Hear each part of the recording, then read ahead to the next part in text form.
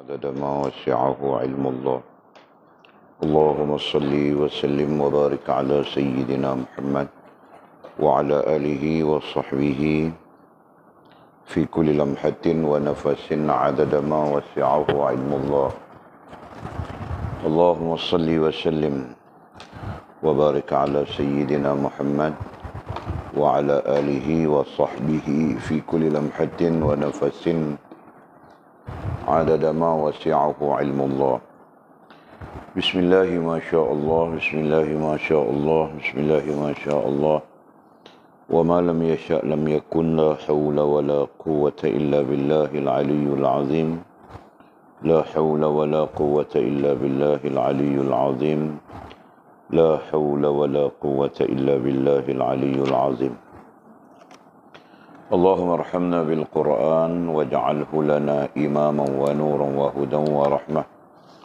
اللهم ذكرنا منه ما نسينا، علمنا منه ما جهلنا، وارزقنا تلاوته آناء الليل وأطراف النهر، واجعله لنا حجة يا رب العالمين. اللهم افتح لنا فتوح العارفين وارزقنا فهم النبيين، واجعلنا من عبادك الصالحين والمتقين يا رب العالمين. بسم الله الرحمن الرحيم. قال مصنف رحمه الله تعالى: نفعنا الله بعلومه وبكتابه في الدارين، اللهم آمين يا رب العالمين. وبعد، قال Rasulullah sallallahu alaihi wasallam bersabda, barang siapa memberi contoh kebaikan, ia mendapat pahala perbuatannya dan pahala orang-orang yang mengikutinya sampai hari kiamat. Sebaliknya, barang siapa memberi contoh keburukan, ia mendapat dosa dari perbuatannya dan dosa orang-orang yang mengikutinya sampai hari kiamat. Qatadah radhiyallahu ta'ala anhu berpendapat mengenai ayat dan bahawa sesungguhnya inilah jalanku, yakni agama Islam yang betul lurus. Maka hendaklah kamu menurutnya. Surah Al-An'am ayat 153. Ketahuilah, di antara jalan-jalan itu ada sebuah jalan yang membawa petunjuk dan menghala ke surga, yaitu jalan Allah Subhanahu wa ta'ala. Sedangkan iblis membuat jalan-jalan yang membawa kesesatan dan menghala ke neraka. Ibnu Mas'ud radhiyallahu ta'ala anhu berkata bahawa Rasulullah sallallahu alaihi wasallam menggoreskan satu garis. Lalu baginda bersabda, inilah jalan Allah Subhanahu wa ta'ala. Kemudian baginda menggoriskan dua garis lagi di sisi kanan dan kiri. Garis pertama sambil bersabda, di garis inilah syaitan mengajak kamu agar mengikuti jalannya. Lalu baginda membaca ayat, a'udzubillahi minasyaitonirrajim, wa anna hadza sirati mustaqiman fattabi'uhu wa la tattabi'us subula fatafarraqa bikum an sabilih. Dan bahawa sesungguhnya inilah jalanku, yakni agama Islam yang betul lurus. Maka hendaklah kamu menurutnya dan janganlah kamu menurut jalan-jalan yakni yang lain dari Islam, kerana jalan-jalan yakni yang lain itu mencerai-beraikan kamu dari jalan Allah. Surah Al-An'am ayat 153. Ibnu Atiyah berkata bahawa yang dimaksudkan dengan jalan-jalan itu adalah jalan yang dilalui kaum Yahudi, Nasrani, Majusi serta orang-orang yang berbuat bid'ah dan kesesatan. Rasulullah sallallahu alaihi wasallam bersabda, barang siapa membenci sunnahku, ia bukan dari golonganku. Dalam hadis lain, baginda bersabda, tidaklah suatu umat berbuat sesuatu yang baru dalam urusan agamanya setelah sepeninggalan nabinya melainkan hal itu akan menghilangkan sunnah nabinya. Okey. Kita sambung lagi topik ataupun tajuk berbuat bid'ah, ya. Larangan berbuat bid'ah dan mengikut hawa nafsu. Pada pengajian kita yang lalu telah pun kita simpulkan bahawa bid'ah itu adalah sesuatu yang menyalahi Al-Quran, menyalahi sunnah, dan menyalahi kesepakatan para ulama ahli sunnah wal jamaah. Betul, kan?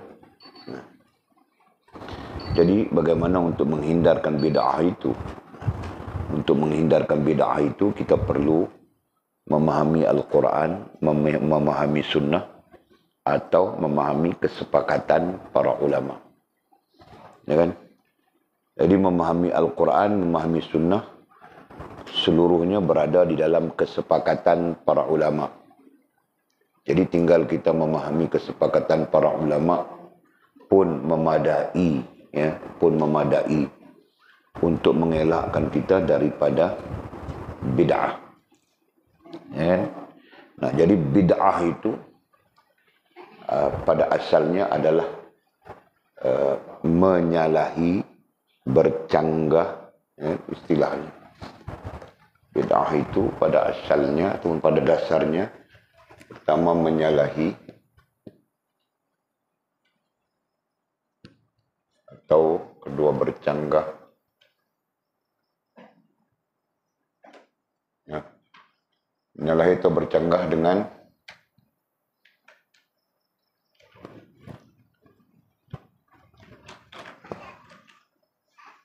bercanggah, satu Quran, kedua sunnah, dan ketiga ijma' ulama. Inilah, kan? Jadi menyalahi, inilah bid'ah.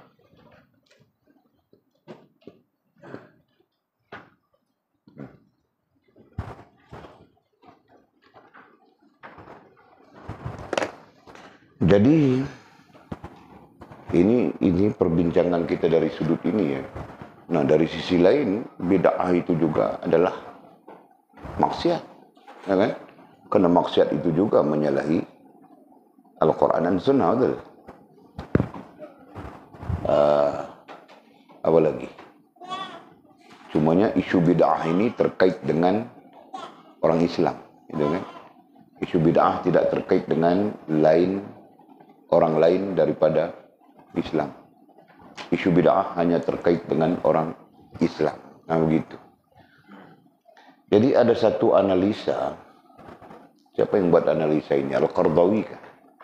Almarhum Al-Qardawi kah? Ataupun almarhum ulama-ulama Syria? Sama ada Said Ramadan kah? Ataupun Ali Sabbuni, wali tidak ingat. Tapi ada analisa. Ada analisa yang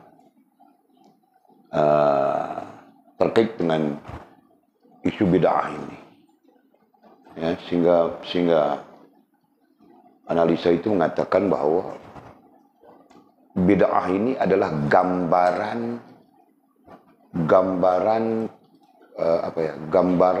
penyakit umat Islam, gambaran penyakit rohaniahnya umat Islam. Daripada bid'ah inilah terjadinya apa yang kita sebutkan syirikkah, nifakkah, ataupun fasik, dan kemudian menjadikan kafirkah, kafir atau murtad atau binasa iman. Jadi kalau kita strukturkan, ini analisa, ya, boleh sebut tadi analisa, bukan analisa Bang Arif, itu bukan, itu analisa lain. Jadi analisanya bid'ah, ya, sebagai punca kepada apa kita sebut tadi, punca kepada syirik. Nomor 1, nomor 2, nifak. Dan nomor 3, fasik. Ya kan? Jadi 4 keadaan. Dan syirik, nifak, fasik ini punca kepada yang lebih besar ya. Kita sebut apa? Kalau dalam teks kita, apa itu? Tufatul Rahibin. Teks kita Tufatul Rahibin digunakan istilah binasa. Bukan binasa, batal-batal. Dia menggunakan istilah batal ya. Batal Islam. Sama saja itu, batal Islam, batal iman. Dan kemudian inilah yang membawa kepada jadi kafir. Atau murtad. Atau murtad. Atau binasa iman istilahnya kan. Binasa iman dan Islam. Ini istilah tasawuf. Kafir, murtad, atau binasa iman dan Islam. Nah, jadi seolah-olahnya jika dilihat daripada struktur ini yang boleh disebut analisa tadi. Ya, kalau dilihat daripada struktur ini, bid'ah itu sebagai puncanya. Seolah-olahnya. Ya kan? Nah, begitu juga apabila kita melihat dari sudut hadis-hadis baginda Nabi sallallahu alaihi wasallam ini.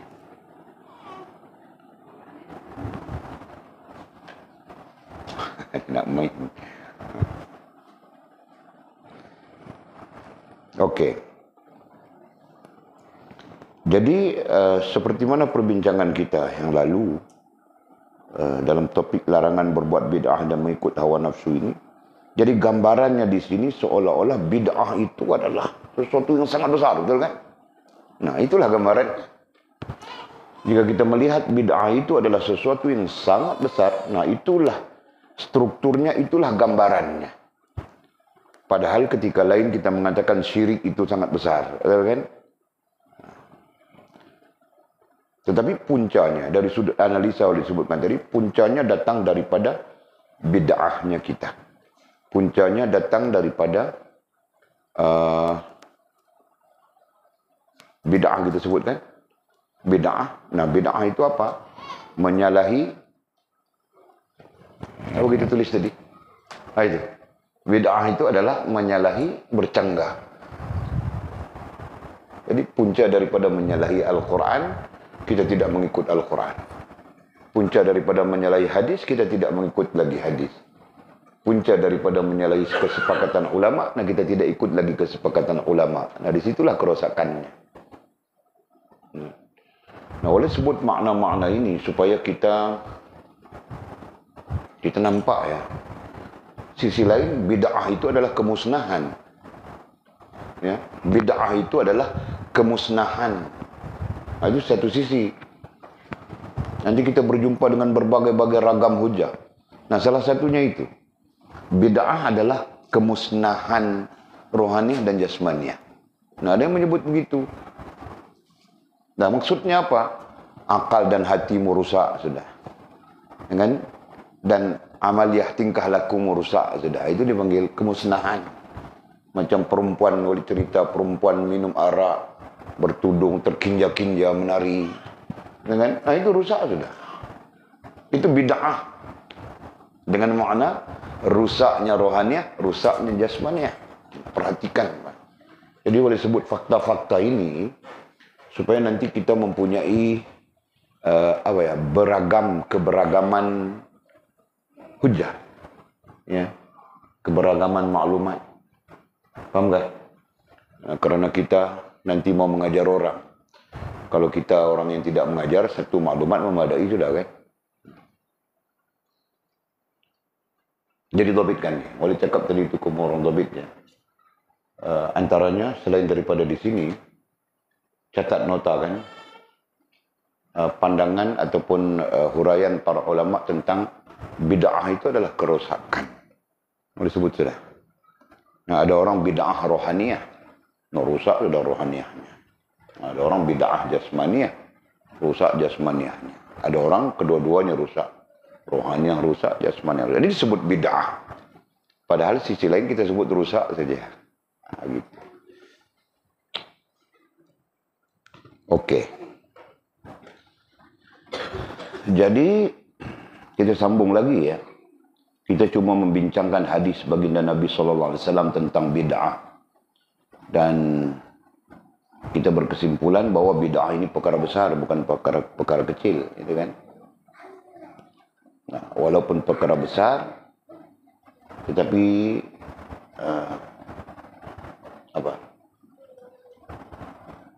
walaupun bid'ah ini satu perkara besar, tetapi tidaklah berbahaya jika kita berpandukan kepada Al-Quran dan Sunnah Nabi serta kesepakatan ulama. Jadi besar dan berbahaya jika kita jauh daripada Al-Quran, jauh daripada Sunnah Nabi, dan jauh daripada kesepakatan ulama. Nah itu saja Pak. Berarti sesuatu yang menyelamatkan kita daripada bid'ah adalah menurut Al-Quran, menurut hadis, dan menurut kesepakatan ulama. Nah begitu saja. Oke, jadi kita sambung. Kemudian kata musannif, Rasulullah SAW bersabda, barang siapa memberi contoh kebaikan, barang siapa memberi contoh kebaikan.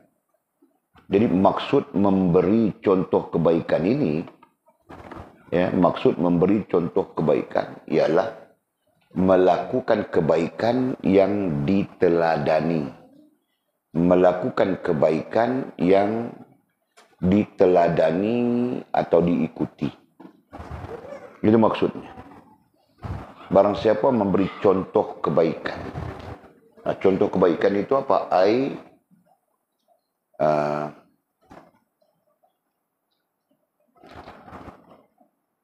Awak sebut tadi. Kepala pun berdengung saja. Melakukan, ya. Barang siapa memberi contoh kebaikan. Contoh kebaikan melakukan sesuatu yang diteladani. Itu di antara definisi terkait dengan hadis ini ya.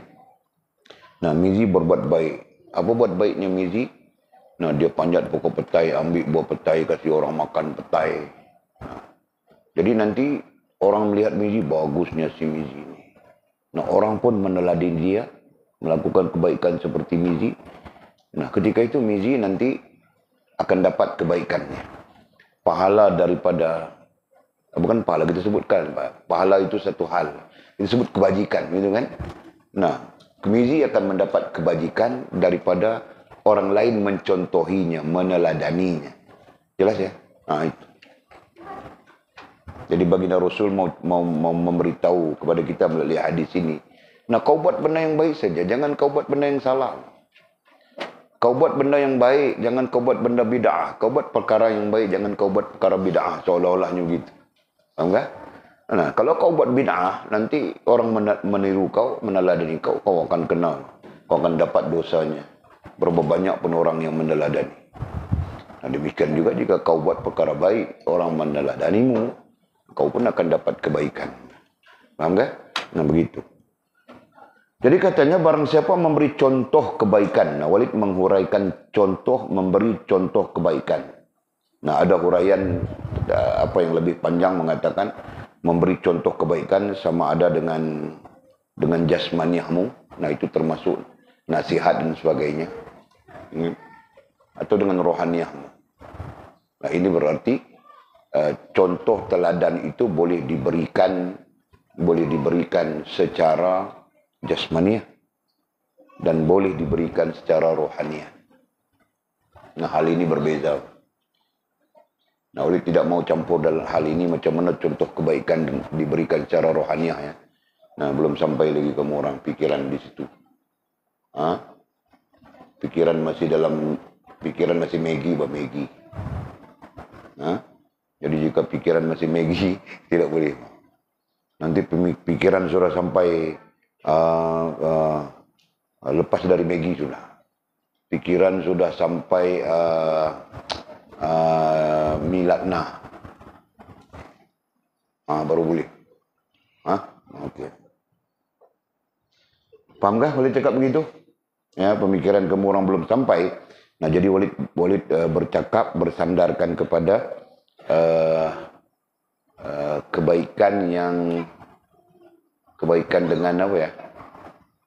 Dengan jasmaniah. Nah, itu melibatkan tingkah laku kita, amalan kita, termasuk lidah kita bercakap dan sebagainya. Dan ada kebaikan, ada teladan yang datang daripada rohaniah. Nah, itu satu hal yang lainnya. Okey. Terus.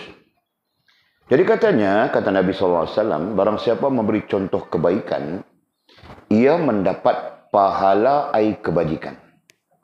Ia mendapat pahala ai kebajikan. Perbuatannya, apa yang kita sebutkan tadi, teladan jasmaniah disebut tadi kan. Nah, perbuatannya ai teladan jasmaniah di situ. Ia mendapat pahala ai kebajikan, perbuatannya ai teladan jasmaniah, dan pahala orang-orang yang mengikutinya, mengikutinya ai berbuat kebaikan. Mengikutinya ai berbuat kebaikan jasmaniah. Begitu.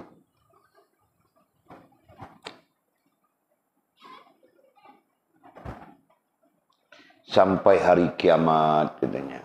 Sampai hari kiamat. Nah, ini berarti kebaikan yang berpanjangan, gitu kan? Sampai hari kiamat. End of the day. Nah, itu sampai hari kiamat. Mana ada ukuran itu? Kan? Tidak ada ukuran. Padahal hari kiamat itu adalah hari yang pasti kita semua berada di sana, gitu kan? Nah, okey. Jadi, jika demikian, kalau kita buat keburukan, kalau kita buat kebaikan, orang mengikut kita, meneladani kita, nanti kita akan mendapat kebaikan itu. Sebaliknya, sebaliknya hadis ini. Sebaliknya, barang siapa memberi contoh keburukan, hal yang sama, pemaknaannya sama, tetapi keburukannya, barang siapa memberi contoh keburukan. Nah, begitu maksudnya.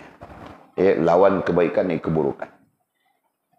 Ia mendapat dosa dari perbuatannya. Nah, keburukan itu sudah pun keburukan itu sudah pun menjadi dosa, itu kan?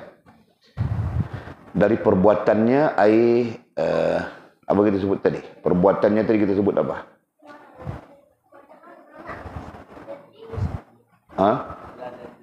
Teladan jasmaniah. Nah, sekarang teladan jasmaniah juga, Pak. Kan? Barang siapa memberi contoh keburukan, ia mendapat dosa dari perbuatannya. Dari perbuatannya teladan buruk jasmaniah. Sama saja itu. Tadi teladan baik rohaniah. Nah, sekarang teladan buruk. Wali lupa masukkan perkataan baik pada hadis tadi. Teladan baik jasmaniah. Nah, di bawah ini teladan buruk rohaniah.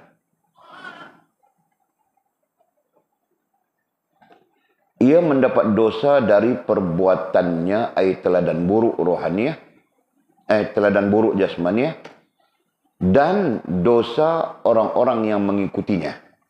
Nah, kemudian orang ikut dia, orang teladani dia, orang tiru dia, tiru bahasa mudahnya kan. Orang menirunya, dia pun dapat dosa sampai hari kiamat. Mizi, dia curi orang punya petai. Misalnya, tidak ada kena-mengena dengan hidup. Yang hidup maupun yang mati. Ini bukan mizi ini mizi Mas Torazi, tahu kah? Lain dia. Okey, dia curi petai orang kah, durian orang kah, apa orang kah, itu kan? Nah, Jul tengok mizi buat begitu. Oh, mizi buat, aku pun mau buat juga, misalnya. Nah, ketika Jul melakukan hal itu kerana meneladani mizi, nah mizi mendapat dosanya. Sampai hari kiamat juga. Faham kah? Nah, mungkin yang melihat mizi itu bukan satu orang, yang meniru mizi itu bukan satu orang.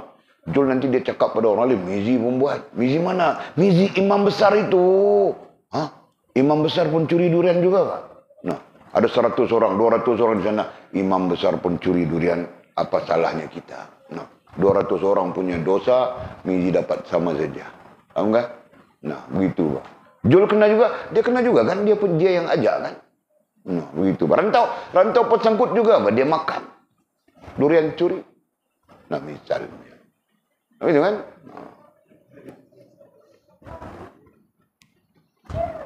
Nah, boleh pahamkah? Boleh pahamkah di sini? Jadi maksud secara mudahnya begini, Pak. Nah, kita buat kebaikan, orang tengok kita, orang mengikuti kita, nah, kita akan dapat kebajikan di sisi Allah Subhanahu wa taala. Sampai hari kiamat bilangan Nabi sallallahu alaihi wasallam. Nah, ini berarti orang ini buat karena melihat orang ini bukan buat karena melihat orang ini. Nah, orang ini mengikuti orang ini, jadi bersambung-sambung terus sampai hari kiamat. Nah, kita mendapat kebajikannya. Paham enggak? Sebaliknya jika kita buat perkara yang salah, perkara yang bid'ah gitu. Kita guna istilah bid'ah saja sekarang. Kita melakukan perkara yang bid'ah. Nah, orang melihatnya, orang mencontohinya, nah nanti dia pun dicontoh terus, nah kita dapat dosa sampai hari kiamat. Soalan ini pernah orang tanya pada Walid. Walid contohkan mudah saja. Jadi mak, jadi ibu, menghadap TV saja. Menghadap tengok TV, orang sembahyang maghrib kah, orang sembahyang isya kah, dia tidak peduli. Nah, akhirnya anak dia melihat ibunya, anak pun tidak peduli juga. Nah, mak menanggung dosa itu sampai hari kiamat. Paham tak? Nah, sebab itu jangan main-main. Jadi ibu, jadi bapak, jangan kita main-main. Nanti kamu orang jadi ibu, jadi bapak. Jangan jadi ayam bapak ya. Jadi bapak. Okey? Dan anak-anak main asyik tengok TV, main tidak peduli solat itu ini, Masya Allah, kita menanggung semuanya, tahu tak? Yang jadi ibu, yang jadi bapa. Allah ya Allah. Okey. Jadi jelas sudah tentang hadis itu ya. Sebaliknya keburukan pun sama saja. Jadi sekarang kita bertembung pada sisi hadis, kita bertemu antara baik dengan buruk. Baik, kita akan dapat kebaikan berpanjangan. Buruk, kita akan dapat keburukan berpanjangan. Nah, orang yang akalnya sempurna, nah dia akan pilih yang baik kan. Dia tinggal berjahat itu. Betul kan? Orang yang akalnya sempurna. Akal yang sempurna, istilah lain dipanggil rohaniah yang sempurna. Betul kan? Nah, orang yang rohaniahnya sempurna, dia akan memilih yang baik, kebaikan. Yang tidak sempurna, itulah pilih karaoke, pilih nganga pasar malam. Nah, itulah. Paham tak? Nah, jadi, akal sempurna dengan akal tidak sempurna. Kecerdasan, kecerdikan terkait dengan akal yang sempurna. Betul? Nah, akal yang tidak sempurna itu terkait dengan kebodohan, terkait dengan jahil dan sebagainya. Paham tak? Nah, sebab itu, orang yang tidak mau kepada ilmu kita panggil jahil. Jahil, gambaran manifestasi jahilnya adalah akal tidak sempurna. Betul kan? Jahil itu adalah akal tidak sempurna. Manifestasinya, penzahirannya, mereka tidak peduli buat urusan dengan Allah Subhanahu wa taala. Paham tak? Nah, begitu. Hal ini terjadi bukan dengan sifat paksaan atau apa, biasa saja. Keadaannya memang begitu. Betul kan? Terus Qatadah radhiyallahu taala anhu berpendapat mengenai ayat. Nah, Qatadah ini salah seorang ahli tafsir ya. Seangkatan dengan Qatadah adalah ahli tafsir selepas Ibnu Mas'ud radhiyallahu taala anhu. Nah, Ibnu Mas'ud pun dicatatkan di sini. Qatadah berpendapat mengenai ayat. Qatadah adalah sahabat juga. Berpendapat mengenai ayat apa? Ayat surah Al-An'am ayat 153. Wa anna hadza sirati mustaqiman fattabi'uh. Nah, ayatnya itu. Wa la tattabi'us subula fatafarraqa bikum an sabili. Nah, ayat itu ya. Ayat Al-Quran. Jadi Al-An'am 153. Dengan maksud musannif ataupun dalam teks ini didatangkan maksud saja. Maksud ayat ini, dan bahawa sesungguhnya inilah jalanku. Inilah jalanku, yakni agama igama Islam. Ada 3 sebutan. Orang Sabah sebut agama saja kan? Nah. Orang Selatan sebut igama. Orang Johor khususnya. Kan? Walid dengar mufti Johor namanya apa? Yang sebelum ini namanya apa? Noh Gadut. Ya kan? Nah, Noh Gadut dia menggunakan istilah igama. Nah, sebelah kita utara sebut ugama. Jadi ada 3 versi sebutan. Nah, orang Sabah sebut apa? Hah? Sama juga. Ada yang sebut agama, ada yang sebut ugama. Okey. Jadi sekurang-kurangnya kita ada 3 versi. Ini pengetahuan am. Ada yang menyebut agama. Ada yang menyebut ugama. Ada yang menyebut igama. Nah, jadi semuanya betul. Ini orang selatan, ini orang utara, ini orang semua orang. Betul kan? Jadi kalau nanti Atul dia kasih ceramah disebut igama kita, betul lah. Karena Atul suaminya orang Johor. Jadi dia terpengaruh dengan orang Johor. Betul kan? Mana aku tahu lah. Nah, datang si Mimi. Si Mimi dia menyebut ugama kita. Nah, Mimi kan perlahan dia. Ugama kita.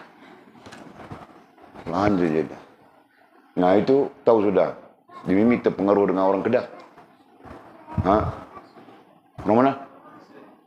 Kau melampau. Orang Kedah dia. Menikah dengan orang Kedah dia. Tokar. Jadi, itu Mimi. Datang si Faz pula, agama kita. Nah, begitu teriak-teriak dia di atas pentas. Nah, jadi itu dia terpengaruh dengan orang Kuala Lumpur. Dia menikah suaminya orang Kuala Lumpur. Nah, jadi semuanya betul kan? Semuanya betul. Nah, begitu. Jadi di sini mungkin penterjemah, bukan penterjemah, pencetaknya ataupun editornya orang utara juga ini.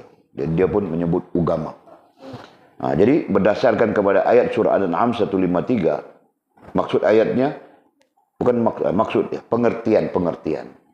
Dan bahawa sesungguhnya inilah jalanku, yakni agama Islam yang betul lurus. Agama Islam yang betul lurus. Maka hendaklah kamu menurutnya. Nah, itu perintah Allah SWT ya. Jadi perintah Allah SWT supaya mengikut Islam. Mengikut Islam yang lurus. Mengikut Islam, mengikut agama Islam yang lurus. Dan agama Islam yang lurus itu adalah berdasarkan kepada Al-Quran dan Sunnah Nabi SAW.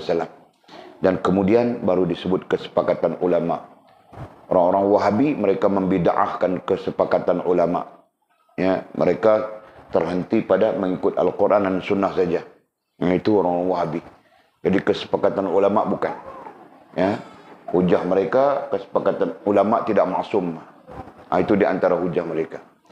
Nah, ulama tidak maksum berarti ulama dekat dengan kesilapan, kesalahan dan sebagainya. Dan kita akui hal itu. Ya.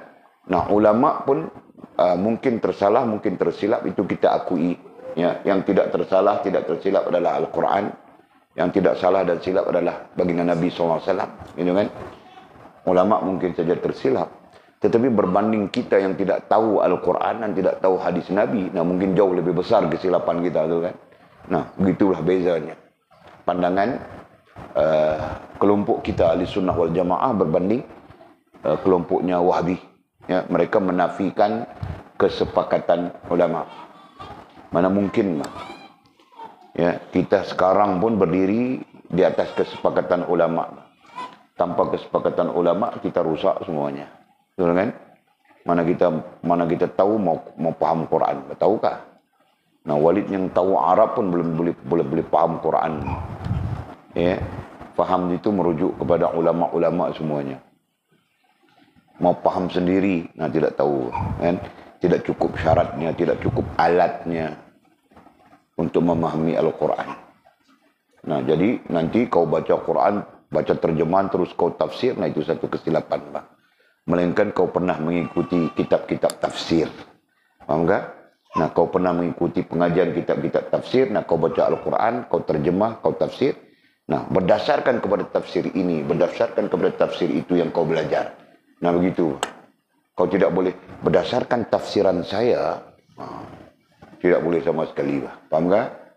Nah, Nanti mana tahu si Mimi dia belajar tafsir, dia tidak belajar tafsir, dia baca Quran ada makna sudah. Berdasarkan kepada tafsiran saya itu pemaknaannya, bukan makna, itu pengertian. Nah di sana kalau kita belajar tafsir, belajar hadis, itu perbezaan yang paling ketara. Kita perlu memahami antara erti dengan makna. Tahukah? Nah, erti lafziyah, makna maudhu'iyah. Begitu. Ya. Nah, macam ini, macam kita baca ini campur ini. Dan bahawa sesungguhnya inilah jalanku, yakni agama Islam yang betul. Ini campur antara lafzi dengan maudhu'. Ya. Lafzi ataupun pengertian, campur di antara pengertian dengan makna. Maudhu' itu makna. Boleh tulis kasih kamu orang ingat dari sekarang. Walaupun kita tidak sampai lagi. Gurunya ulumul Quran, gurunya apa? Gurunya usul hadis, usul Quran tertangguh-tangguh saja. Walaupun heran. Balik Al-Zahar semuanya itu. Balik Azhar kan? Arsyad, balik Azhar kan? Al-Zahari. Tapi bila kita panggil mengajar sini, kita belajar, Walid cakap dia, kau datang mengajar saya, aku bayar perjalanan kau, Pak. Bukan aku tidak mau bayar, aku bayar perjalanan kau. Nah, itu pun alasan tu di hujung kita dapat dah.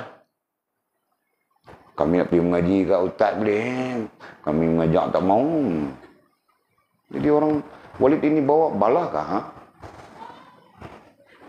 Walid pun heran juga. Sepatutnya kamu orang dulu belajar sudah. Datang Ustaz mengajar sudah. Kerana ada Walid di sini, nah, dia pun tidak mau datang belajar. Mengajar kamu orang. Macam mana? Jadi Walid batu penghalangnya kan? Orang panggil batu apa? Batu apa? Ada istilahnya? Batu loncatan lain. Batu apa? Batu penghalang kan? Nah, Walid jadi batu penghalangnya. Tahu kah? Kalau lari dari sini mungkin dia akan datang mengajarnya. Boleh kah? Nah, deal sudah. Tanya Cik, bincang sudah. Siap. Berjanji sudah. Okey. 2 minggu lagi. 2 minggu kan? Nah, sekarang bukan 2 minggu. Sebulan lebih sudah. Nah, terakhir Walid dapat maklumatnya. Rupanya sebab Walid ada di sini, dia orang tidak mau datang. Kalau Walid tiada, mungkin dia orang datang mengajar. Apalagi kamu orang anak darah ini, mau dia orang mengajarkan. Dia pun tiada isteri lagi. Ini kan? Kalau begitu nanti Walid fikir, Walid lari dari sini 2 bulan kah? 3 bulan kah? Dia datang mengajar. Mau pergi ke mana ya? Nanti aku pikir. Okey, tadi mau tulis apa? Mau tulis apa tadi? Beza di antara ya. Perbezaan.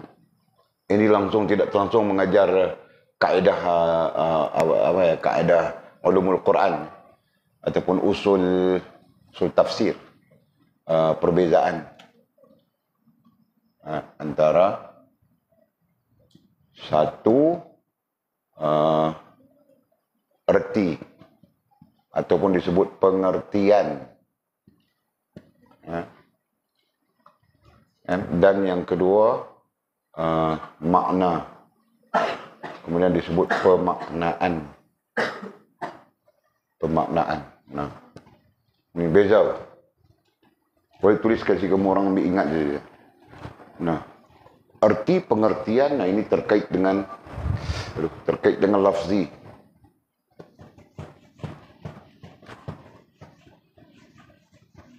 Ke sisi lain disebut lafzi. Lafzi yang ini disebut maudhu'i. Nanti kau belajar apa? Kan? Sampai-sampai ada disebut tafsir maudhu'i. Gitu. Kan? Tafsir maudhu'i, nah itu tafsir pemaknaan. Luas sudah dia. Kan? Nah, kebanyakan sekarang Al-Quran yang dicetak terjemahan bukan terjemahan saja.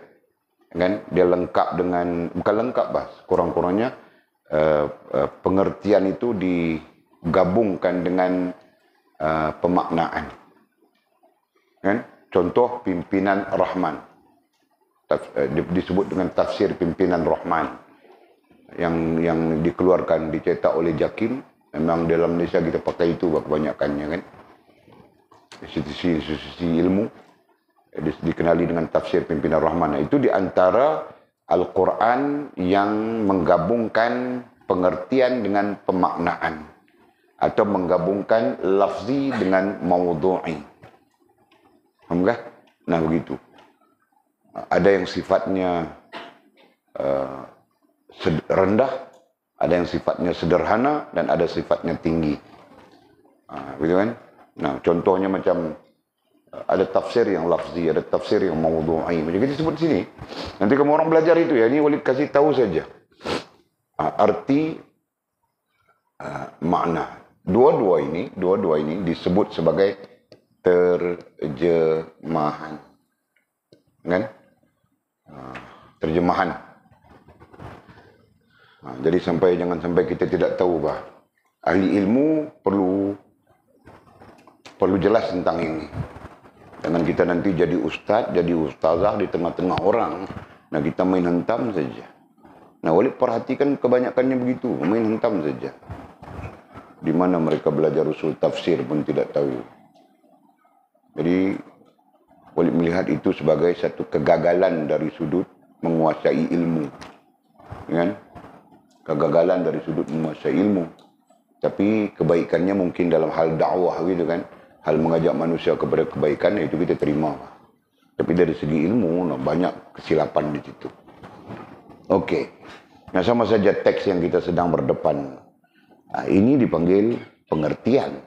Tetapi sedikit digabungkan dengan pemaknaan. Nah itu menjadi lazim. Kadang-kadang ayat Al-Quran itu digabungkan siap. Paling mudah, paling dekat dengan kita tafsir Nurul Ihsan. Nah itu tafsir Nurul Ihsan itu menggabungkan pengertian dengan pemaknaan. Ingat ya. Nah nanti kita akan berjumpa juga dengan tafsir yang datang dia adalah pengertian saja. Dia tidak pemaknaan. Pemaknaan akan didatangkan pada syarah. Begitu. Contohnya tafsir Qurtubi, tafsir Baydawi, banyak tafsir-tafsir. Nah pemaknaan itu didatangkan dalam syarah. Berdasarkan kepada ayat ini, disyarahkan di tepi. Jadi di situ dia mengasingkan pengertian dan pemaknaan menjadi syarah. Semua ada istilahnya itu nanti. Okey? Nah, sekarang kita terus. Jadi menurut Qatadah, Qatadah dia itu syarahnya di bawah, maudhu'nya di bawah. Menurut Qatadah mengenai ayat dan bahwa sesungguhnya inilah jalanku ai agama Islam yang betul lurus. Hendaklah kamu menurutnya, kamu di situ adalah kita. Kamu di situ adalah kita, hamba-hamba Allah SWT. Hendaklah menurutnya, menurut agama Islam yang lurus itu. Nah, kemudian nanti ada tafsirannya. Agama Islam yang lurus itu berdasarkan kepada Al-Quran, berdasarkan kepada Sunnah, gitu kan? Dan untuk orang-orang yang tidak memahami Al-Quran Sunnah, mesti merujuk kepada kesepakatan ulama. Nah begitu. Jadi dalam maudhu'nya, ini maudhu'nya di bawah, ini tafsirannya.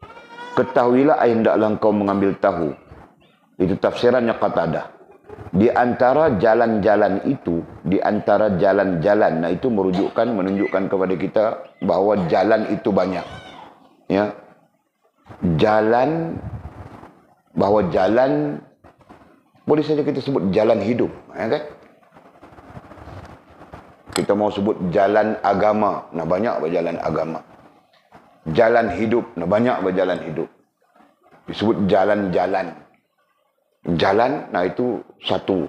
Jalan-jalan, itu banyak sudah. Okey. Maudhu'nya itu. Ketahuilah di antara jalan-jalan itu ada sebuah jalan yang membawa petunjuk. Jalan-jalan, kalau Walid draftkan begini ya, jalan-jalan ruang ini. Katakan ini jalan gambaran kepada jalannya. Nah jalannya mungkin begini, banyak jalannya. Macam-macam jalan. Macam-macam jalan. Okey. Itu jalan-jalan. Ini gambarannya. Okey. Jadi di antara jalan-jalan itu, di antara jalan-jalan yang banyak itu ya, ada sebuah jalan yang membawa petunjuk dan menghala ke syurga. Ada satu jalan saja yang membawa kepada petunjuk dan menuju syurga. Daripada banyak-banyak jalan ini gambarannya. Nah, ada satu saja, mungkin yang ini, yang merah ini. Mungkin yang ini. Andaian dulu ya, andaian dulu. Jadi kita paham majasnya.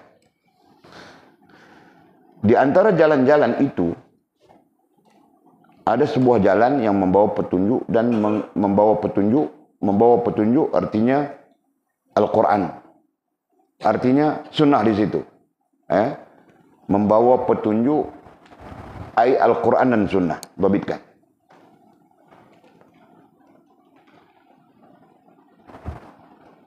Dan menghala ke syurga, di mana berdasarkan kepada Al-Quran dan sunnah ini nantinya membawa kita menghala ai, ya itu membawa sebenarnya. Perkataan maudhu'nya pun silap ini. Ada sebuah jalan yang membawa petunjuk. Nah, jadi tulisan ini terjemahan kita pakai saja. Dan petunjuk itu menghala atau membawa kita ke syurga Allah. Syurga, ya, membawa ke syurga. Yaitu jalan Allah Subhanahu wa taala. Nah, itulah jalan Allah. Jadi perhatikan ya, maudhu'nya, maudhu'inya, pemaknaannya. Membawa petunjuk. Nah, okey. Itu satu. Daripada banyak-banyak jalan itu, satu jalan saja yang membawa petunjuk. Faham betul? Nah, yang lain semua sesat. Yang lain semuanya menyeleweng. Yang lain semuanya bid'ah. Nah, begitu. Terkait dengan bid'ah kita sedang belajar. Nah, ini berarti ya, mana warna hijau. Nah, ini berarti jalan-jalan yang banyak itu ini bid'ah, ini bid'ah, ini bid'ah, ini bid'ah, ini bid'ah, ini bid'ah, ini bid'ah, ini bid'ah. Kenapa? Karena tidak membawa petunjuk. Artinya tidak membawa, tidak mengikut Al-Quran dan Sunnah. Satu jalan saja yang mengikut Al-Quran dan Sunnah. Ya kan? Nah, jalan itu akan membawamu sampai ke surga. Jadi pengertiannya mudah saja, Pak. Seperti mana kita bincang-bincang banyak-banyak perbincangan kita. Bahwa menyalahi Al-Quran dan Sunnah atau bid'ah, nah itu menyebabkan kita sesat. Tidak mungkin sesat kita sampai surga. Betul kan? Begitu saja. Oke, terus. Walid memberi pengertian terus. Pengertian dan pemaknaan. Sedangkan, lanjutan. Sedangkan iblis membuat jalan-jalan. Nah, jalan petunjuk itu cuma satu, Islam. Ya kan? Yang namanya Islam. Bukan nama orangnya, bukan Islam. Macam mana kita mau sebut? Bukan Islam yang dipahami oleh banyak orang. Tapi Islam yang menurut Al-Quran dan Sunnah Nabi SAW. Nah, Islam menurut pemaknaan, pemahaman semua orang, karaoke pun dia Islam. Betul kan? Minum arak pun dia fikir dia Islam. Nah, orang tanya, kamu orang Islam minum arak? Kami tidak menghalal, kami tidak mengharamkan arak. Nah, bilangnya begitu. Dia bilang dia sebagai orang Islam dia tidak mengharamkan arak. Arak tidak haram untuk dia. Minum pocok botol lagi. Perempuan-perempuan. Benci aku tengok itu. Kalau depanku mau aku terajang kaki masuk dalam perut. Anak orang apa anak orang?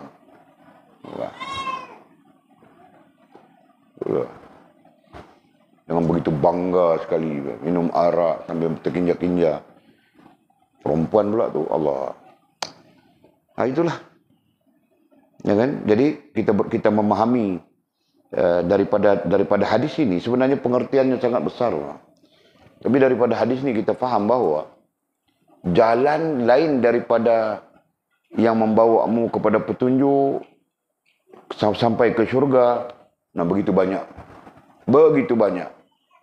Jadi kalau kita andaikan bahawa kita ini boleh tersasar bila-bila kerana jalan itu banyak. Nah, itu memang betul. Kan? Kita boleh saja tersasar bila-bila masa. Kenapa? Kerana jalan bid'ah, jalan kesesatan itu banyak. Nah, itu contohnya. Sedangkan jalan yang lurus, yang menyampaikan kita kepada Allah, kepada syurga Allah SWT, cuma ada satu. Yang bersamanya adalah Al-Quran, bersamanya adalah sunnah Nabi SAW. Jelas ya? No. Jadi sebab itu disebutkan di sini, dalam pemaknaan Qatadah ini, bukan pemaknaan Qatadah, maudhu'nya Qatadah. Dia mengatakan sedangkan iblis membuat jalan-jalan yang membawa kesesatan dan menghala ke neraka. Sedangkan jalan-jalan selain daripada jalan lurus itu, yang merah itu, nah itu semua gambaran jalan iblis. Mungkin banyak lagi daripada yang kita catatkan. Kita catat berapa saja. Ya kan? Nah, sebagai contoh untuk menggambarkan bahawa jalannya iblis lebih banyak daripada jalannya yang ditunjuk oleh Allah Subhanahu wa taala. Jalan sesat, jalan bid'ah lebih banyak daripada jalan petunjuk. Nah itu. Boleh nampak kan? Nah mungkin boleh tambah lagi. Nah kita cuma sikit saja ini. Nah mungkin ke sini ya, jalan yang dibuat oleh iblis ke sini, nah mungkin beribu lagi. Jalan yang dibuat oleh iblis ke sini beribu lagi. Nah. Sedangkan jalan petunjuk itu cuma satu saja.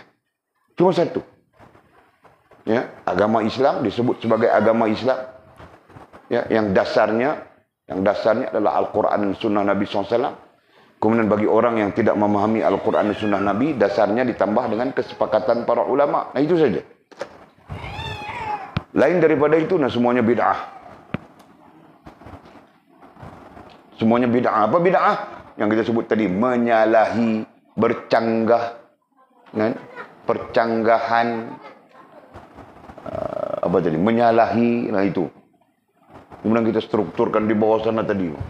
Panjang tadi. Nah, sampai ke mana? Bid'ah ini membawa kita sampai ke mana? Semua kita tuliskan sudah. Betul kan? Okey. Jadi jelas saya di sana.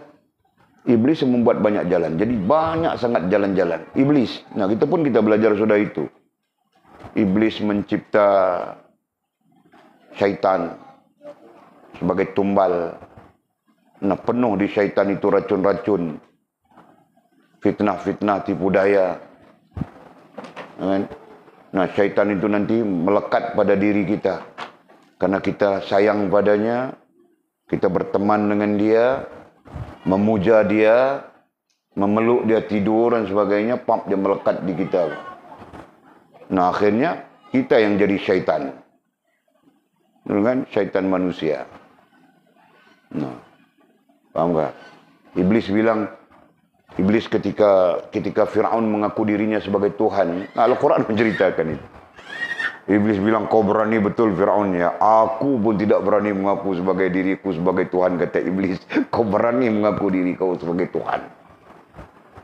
Nampak tak? Iblis dia taruh racun saja. Akhirnya Fir'aun mengaku dirinya sebagai, ini Rabbukumul A'la. Akulah Tuhan kalian yang maha tinggi, katanya.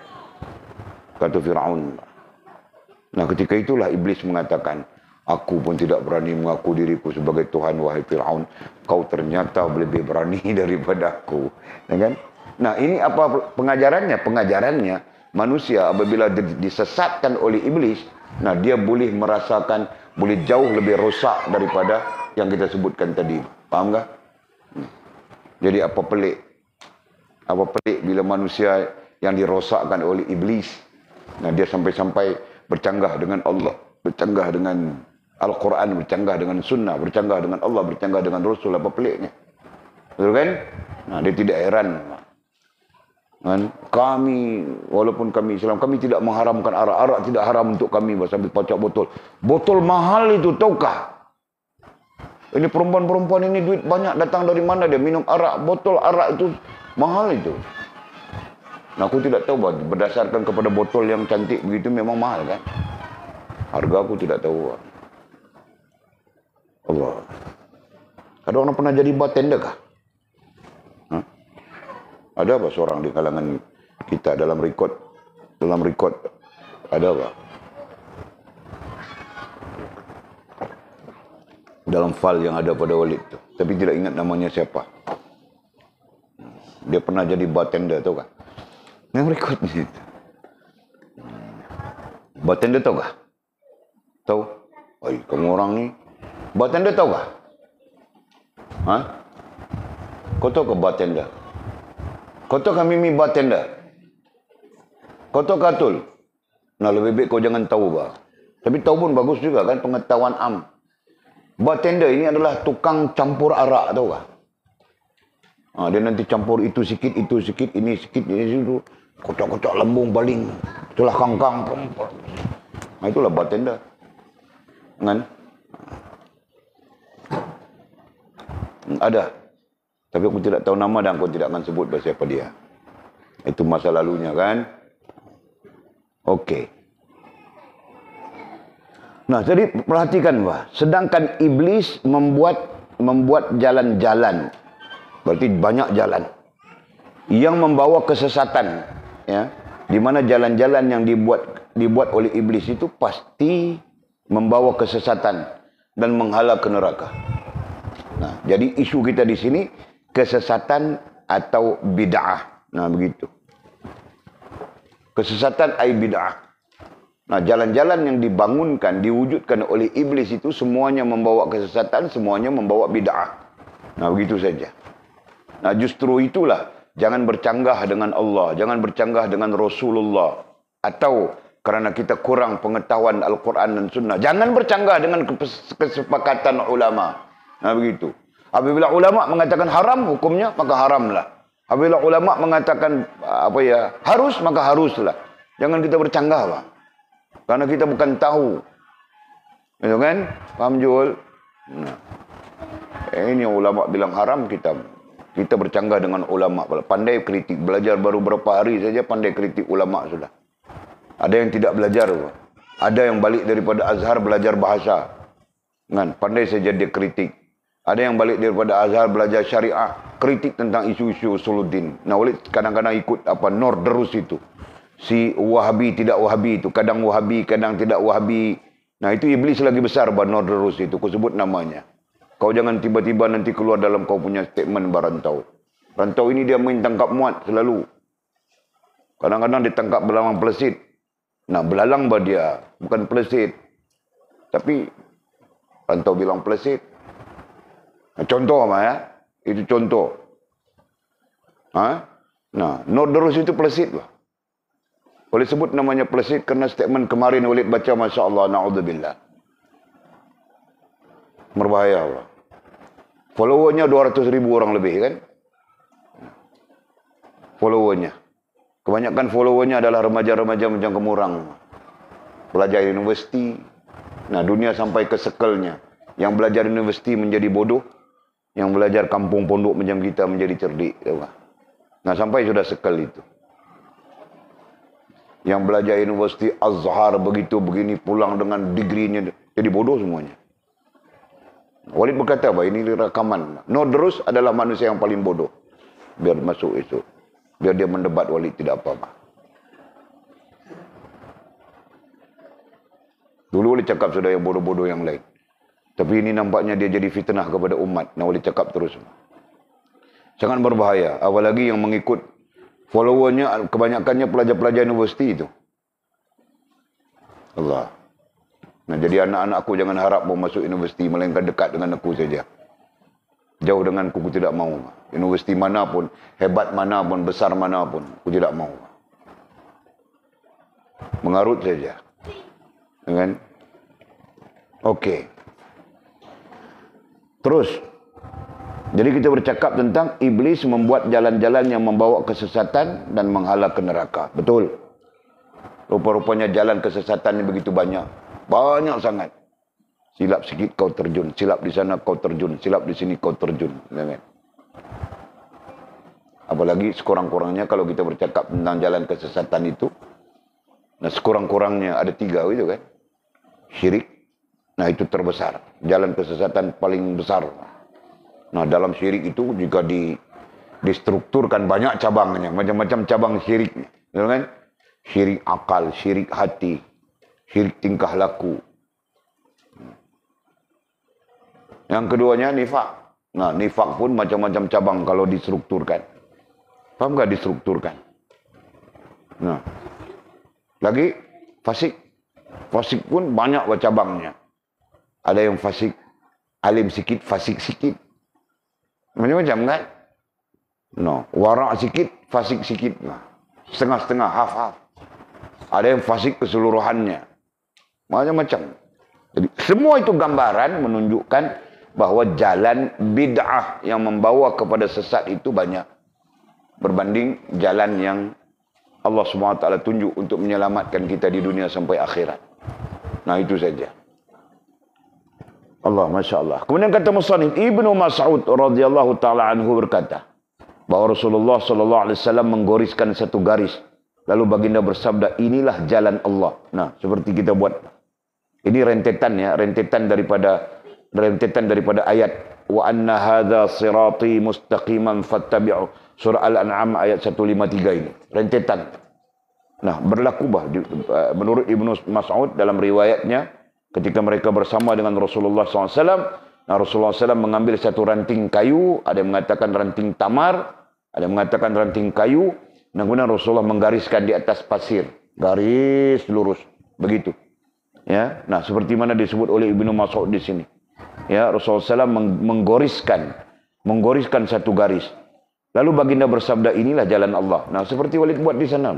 Yang merah itu, ya, Rasulullah ambil kayu, ranting, garis, inilah jalan Allah SWT. Rasulullah mengatakan begitu. Kan? Kemudian, apa lagi? Kemudian baginda menggoriskan dua garis lagi. Di sisi kanan dan kiri garis pertama. Nah, macam itu, Pak. Walid garis banyak sudah.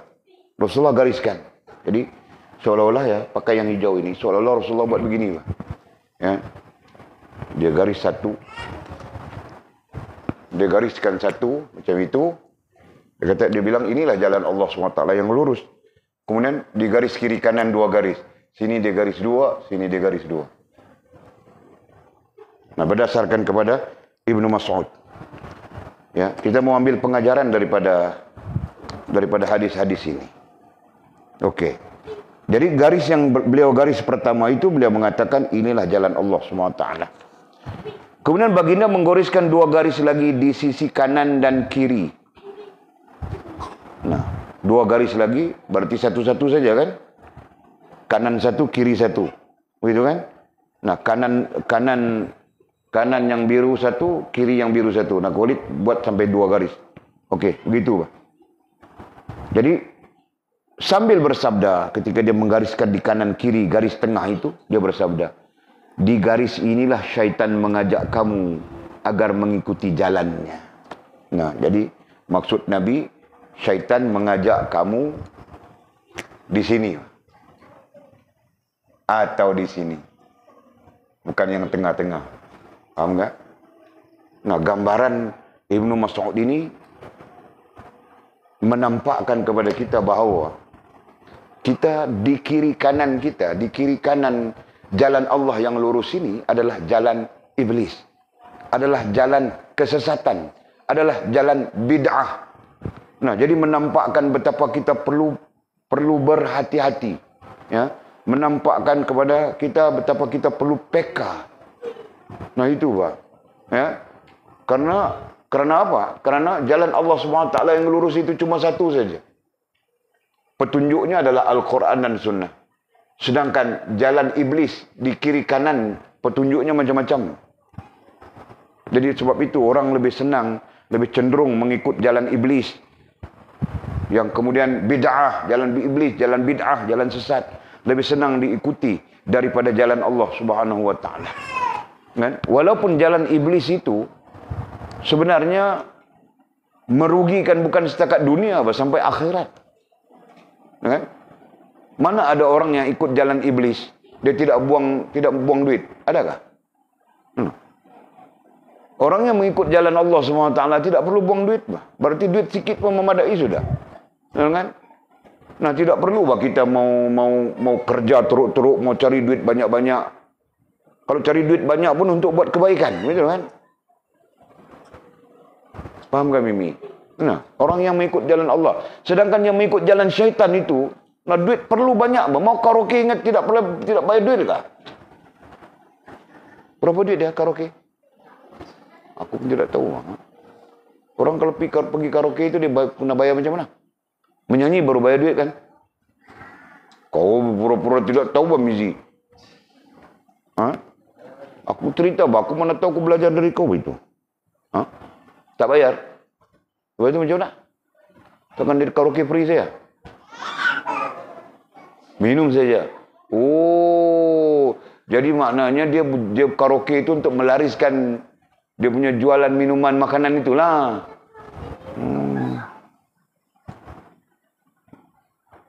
Patut buang karaoke mewah no. Surau tak ada orang. Legit. Nah, tidak apa-apa.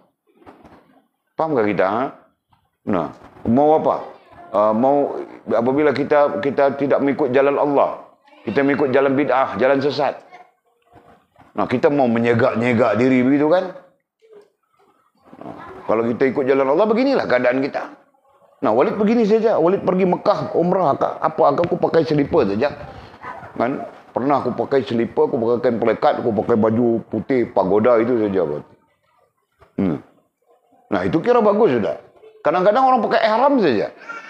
Tahu tak? Dari rumah pun ada kan? Pakai ihram saja. Tahu tak pakai ihram, Jul? Kau tahu apa yang namanya pakai ihram?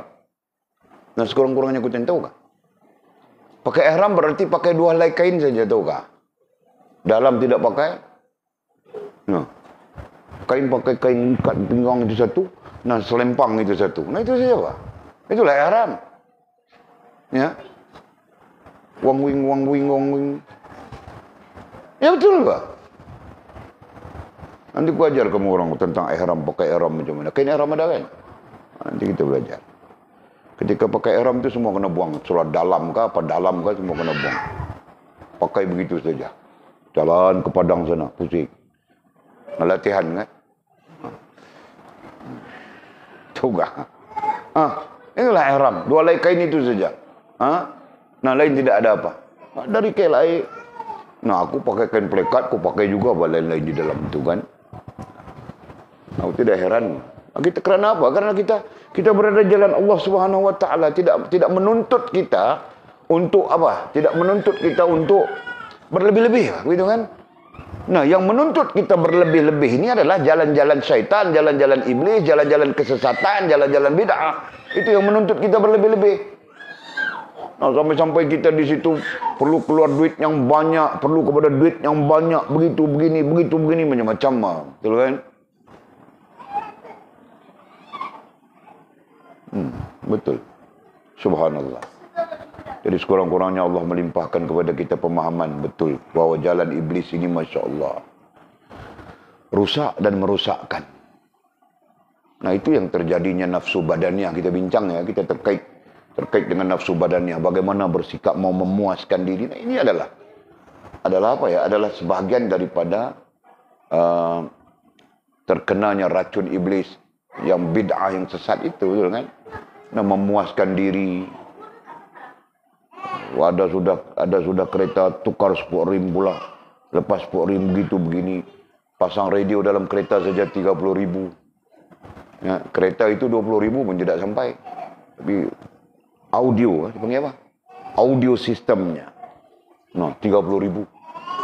Semua ada speaker, tahu kah? Buka pintu penuh speaker. Atas bumbung penuh speaker. Mau buka bonet belakang penuh speaker. Masya Allah. Kan? Nah, kalau orang yang tidak sesat, tidak bid'ah, kenapa dia mau buang sampai 30.000 kepada kereta begitu? Kan? Paling tidak untuk dirinya sendiri. 30.000 ada, dia fikir mau umrah. Mau haji ke, mau umrah ke. Betul kan? Atau mau sedekah ke. Atau apa? Yang paling buruk bah. Kan? Dia simpan untuk kebaikan-kebaikan akan datang. Kan, misalnya. Jadi 30.000 bubur dekat kereta Viva. Panggil Viva. Kereta Viva. Nah, kereta itu berapa ringgit saja. Kan? Nah, speakernya saja 30.000. Nampak kan? Sesat sudah pikiran. Kalau dia makan, nah itu boleh tahan lagi kan? Nah, dia 30.000 dia guna untuk makan. Okey pak. Ini guna untuk benda yang macam itu saya 30.000. Apa logiknya? Apa rasionalnya? Nah, semua itu gambaran-gambaran. Rohaniah yang sakit. Rohaniah yang teracun. Rohaniah yang bid'ah. Rohaniah yang sesat. Faham tak? Nah. Sampai kepada jasmania pun turut sesat bid'ah juga. Allah Masya Allah. Okey. Jadi berdasarkan kepada hadis Nabi SAW yang kita baca, ya, yang diriwayatkan oleh Ibnu Mas'ud, kemudian berdasarkan Qatadah dalam menafsirkan ayat surah An-An'am 153, ya, berdasarkan kepada Ibnu Mas'ud dalam meriwayatkan perbuatan Nabi SAW, ya. Okey, meriwayatkan perbuatan Nabi SAW, jadi dapat kita fahami bahawa, ya, jalan sesat, jalan bid'ah, kita bercakap tentang topik bid'ah. Jalan yang bid'ah dengan makna menyalahi, bercanggah dengan Allah Subhanahu wa taala itu amat banyak. Jalan sesat, ya, dengan makna yang sama begitu banyak. Ya, faham tak? Nah, sekarang kamu orang berada di sini mungkin nah, sesatnya banyak juga kah? Tinggal lagi kita tidak melayan. Tapi kau pulang di tempat kamu orang nanti, nah kamu orang sendiri akan tahu betapa macam-macam jalan ada.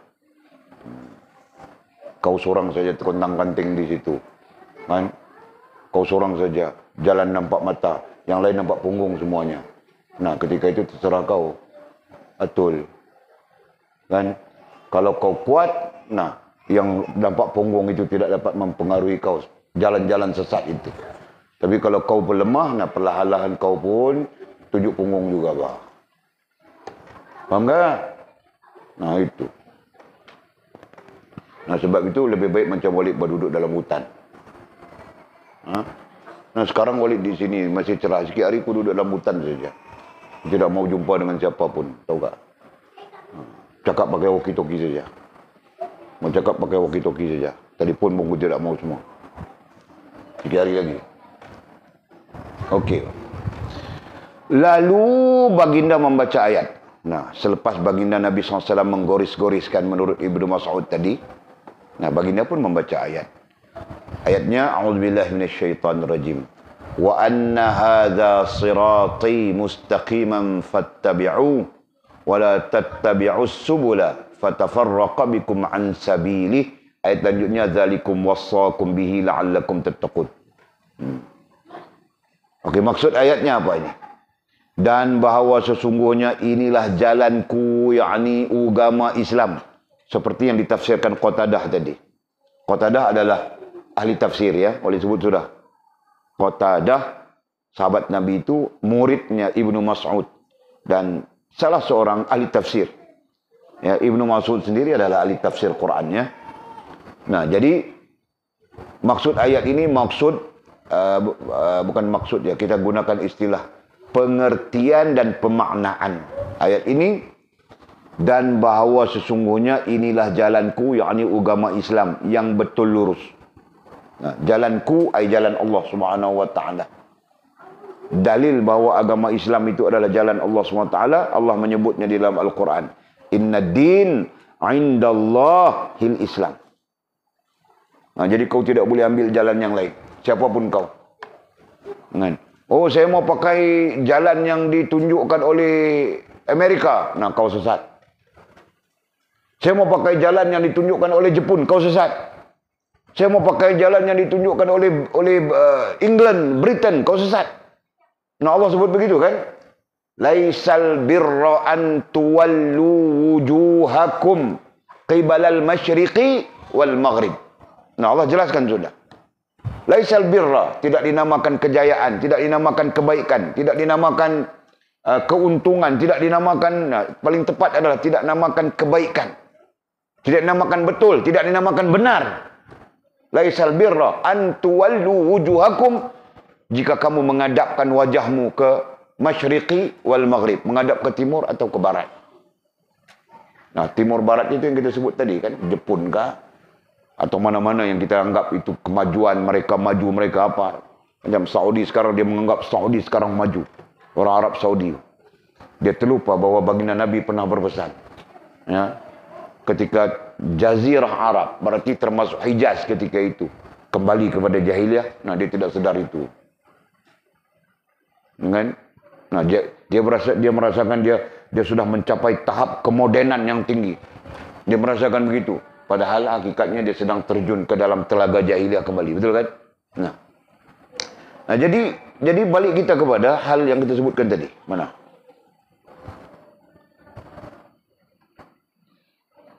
Inilah jalanku yang lurus, yakni agama Islam yang betul lurus. Nah, makna betul lurus kita sebut sudah tadi ya. Laisal birra an tuwallu wujuhakum qibala al-masyriqi wal maghrib. Jadi bukanlah kita melihat, memandang, menghadapkan diri kita ke timur dan barat. Walakinnal birra, tetapi yang dinamakan kebaikan, betul benar. Ya, man amana billahi wal yaumil akhir. Yang betul dan yang benar itu, yang lurus itu, yang tidak bid'ah itu, yang tidak sesat itu ialah mereka yang beriman kepada Allah dan beriman kepada hari akhirat. Nah, pada ayat ini Allah menyebut beriman kepada Allah sebagai dasar dan beriman kepada hari akhirat sebagai motivasinya. Nah, begitu saja. Nah, jadi jelas menunjukkan kepada kita bahawa jika kita mau terselamat daripada bid'ah, daripada kesesatan, nah, kita perlu berpegang teguh dengan Allah Subhanahu wa ta'ala, bermotivasikan akhirat. Nah, itu. Nah, jika tidak, sesat kita. Kan? Nah, pulang nanti pas, kau berpegang teguh dengan Allah, motivasinya adalah akhirat. Kau selamat. Kau pikir sendiri, nanti di akhirat kau mau jawab apa? Nanti bangun di akhirat bagaimana? Nanti Allah soal aku bagaimana? Nah, nanti bagaimana? Nah, kalau kau berpegang dengan keadaan itu, kau selamat. Faham tak? Nanti kau berada di tengah-tengah orang, orang tidak pikir akhirat apa akhirat, nanti dululah. Life begin 40 tahun besok baru aku jadi tukar. Sekarang aku mau enjoy, nak kau pun menari gitu juga. Kalau aku tahu itu, aku datang Sabah sana, aku santau kau tukar. Tidak perlu datang Sabah kan, mau santau kan? Santau dari sini saja, Pak. Kan susah.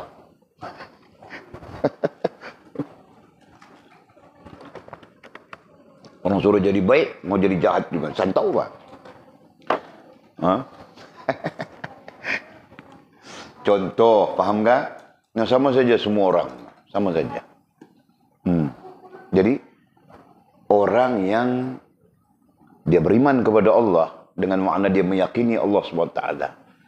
Dan akhirat itu menjadi motivasi kepada imannya. Nah, orang ini akan selamat. Ya, adapun beriman kepada Allah dengan bermotivasikan akhirat hanyalah Islam. Hanyalah agama Islam. Nah, agama lain tidak ada. Kan? Agama lain dia suruh buat baik saja. Suruh buat baik dengan orang. Kan?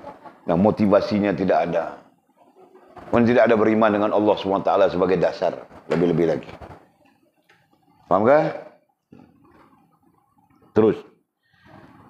Maka hendaklah kamu menurutnya, berdasarkan kepada ayat ini, maka hendaklah kamu menurutnya. Menurutnya apa? Nya agama Islam yang lurus itu.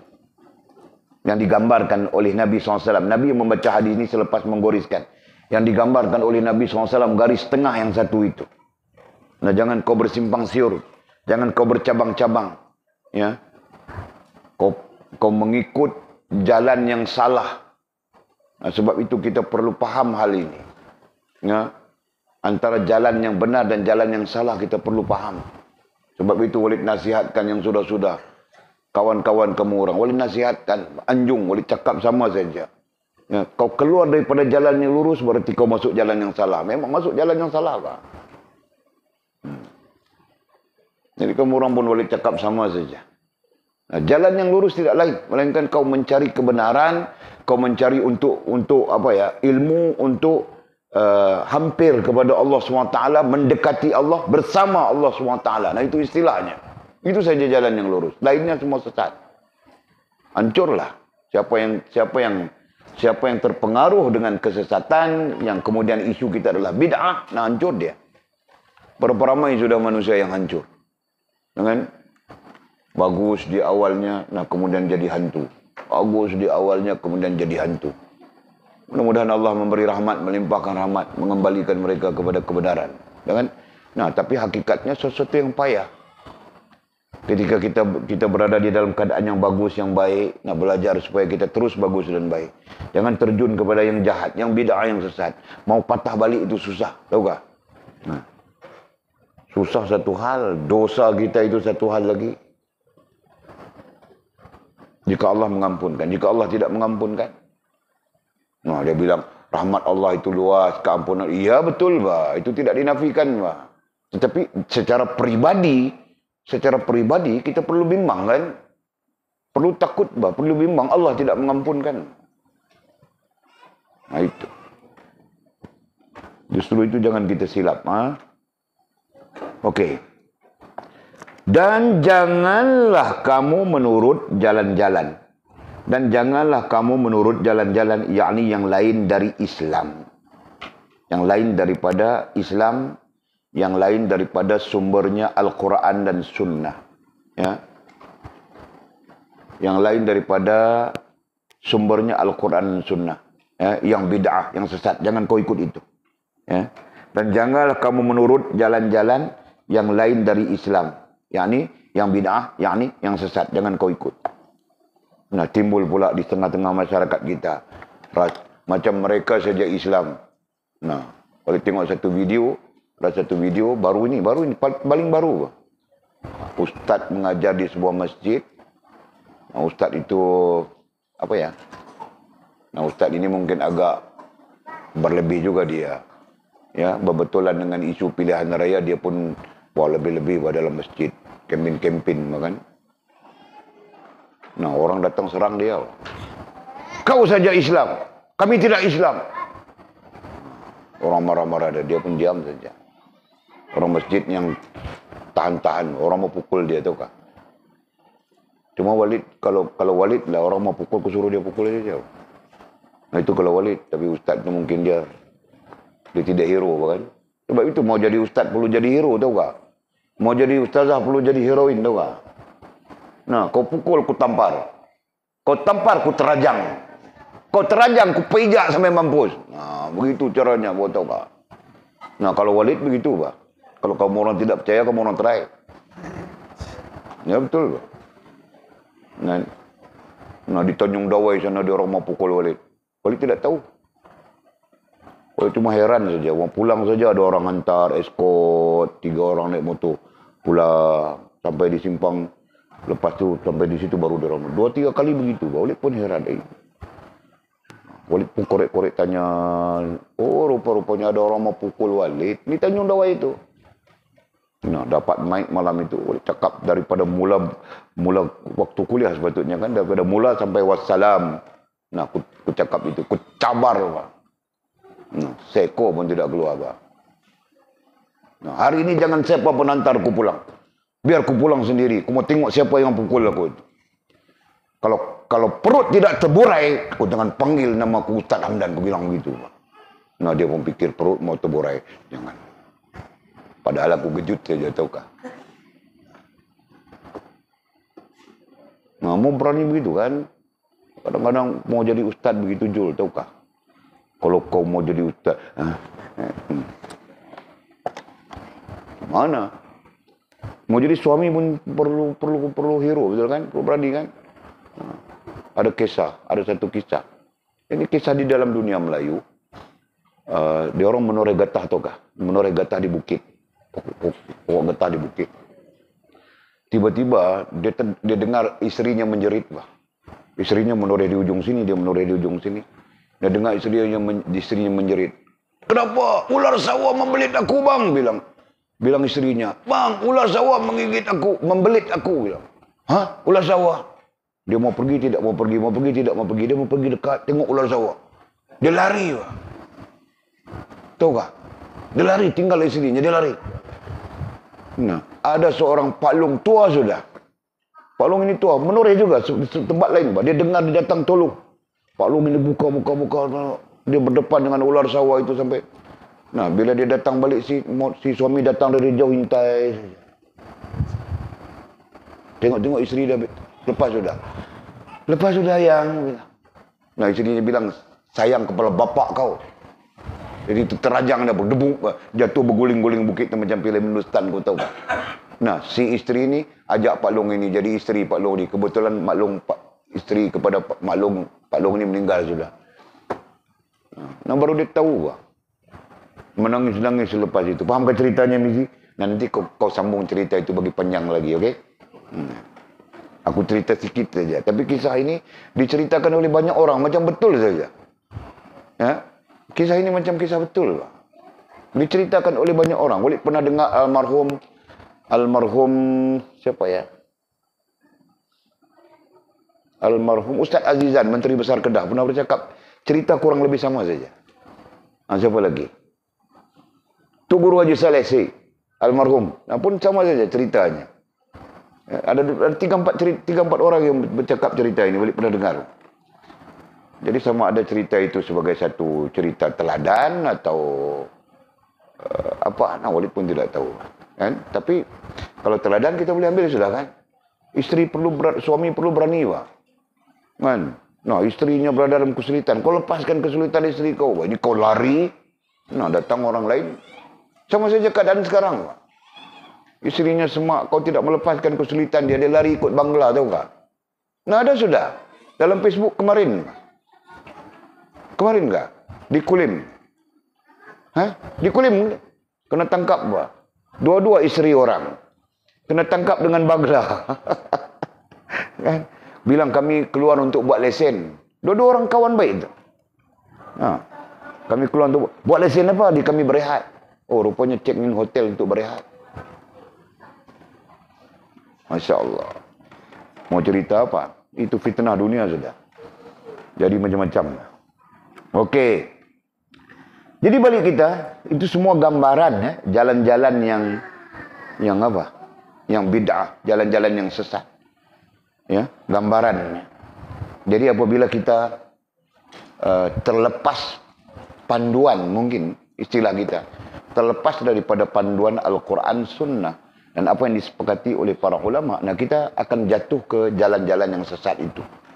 Ya, kita akan terjatuh, kita akan terjatuh, terperangkap jalan-jalan yang sesat di kiri kanan jalan yang betul itu. Nah, itu saja. Jadi berhati-hati ya, berdasarkan kepada hadis dan ayat yang kita baca ini. Dan janganlah kamu menurut jalan-jalan yang lain daripada Islam. Kenapa? Kerana jalan-jalan yang lain itu mencerai-beraikan kamu dari jalan Allah. Nah, jalan-jalan yang lain. Lain yang mana? Yang di kiri kanan. Seperti digoriskan oleh Nabi.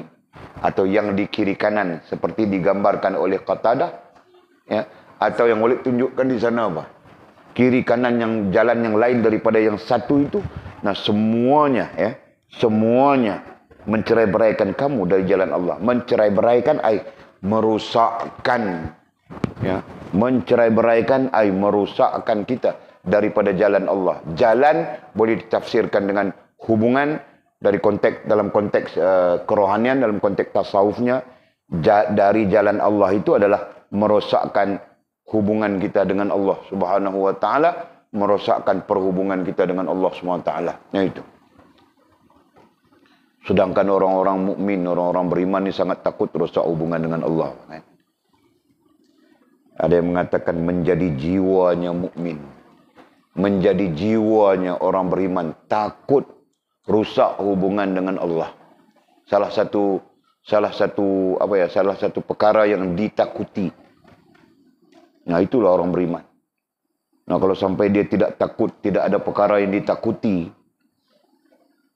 ya, seperti hal yang kita sebutkan tadi, Masya Allah, dipertikaikan imannya. Kan?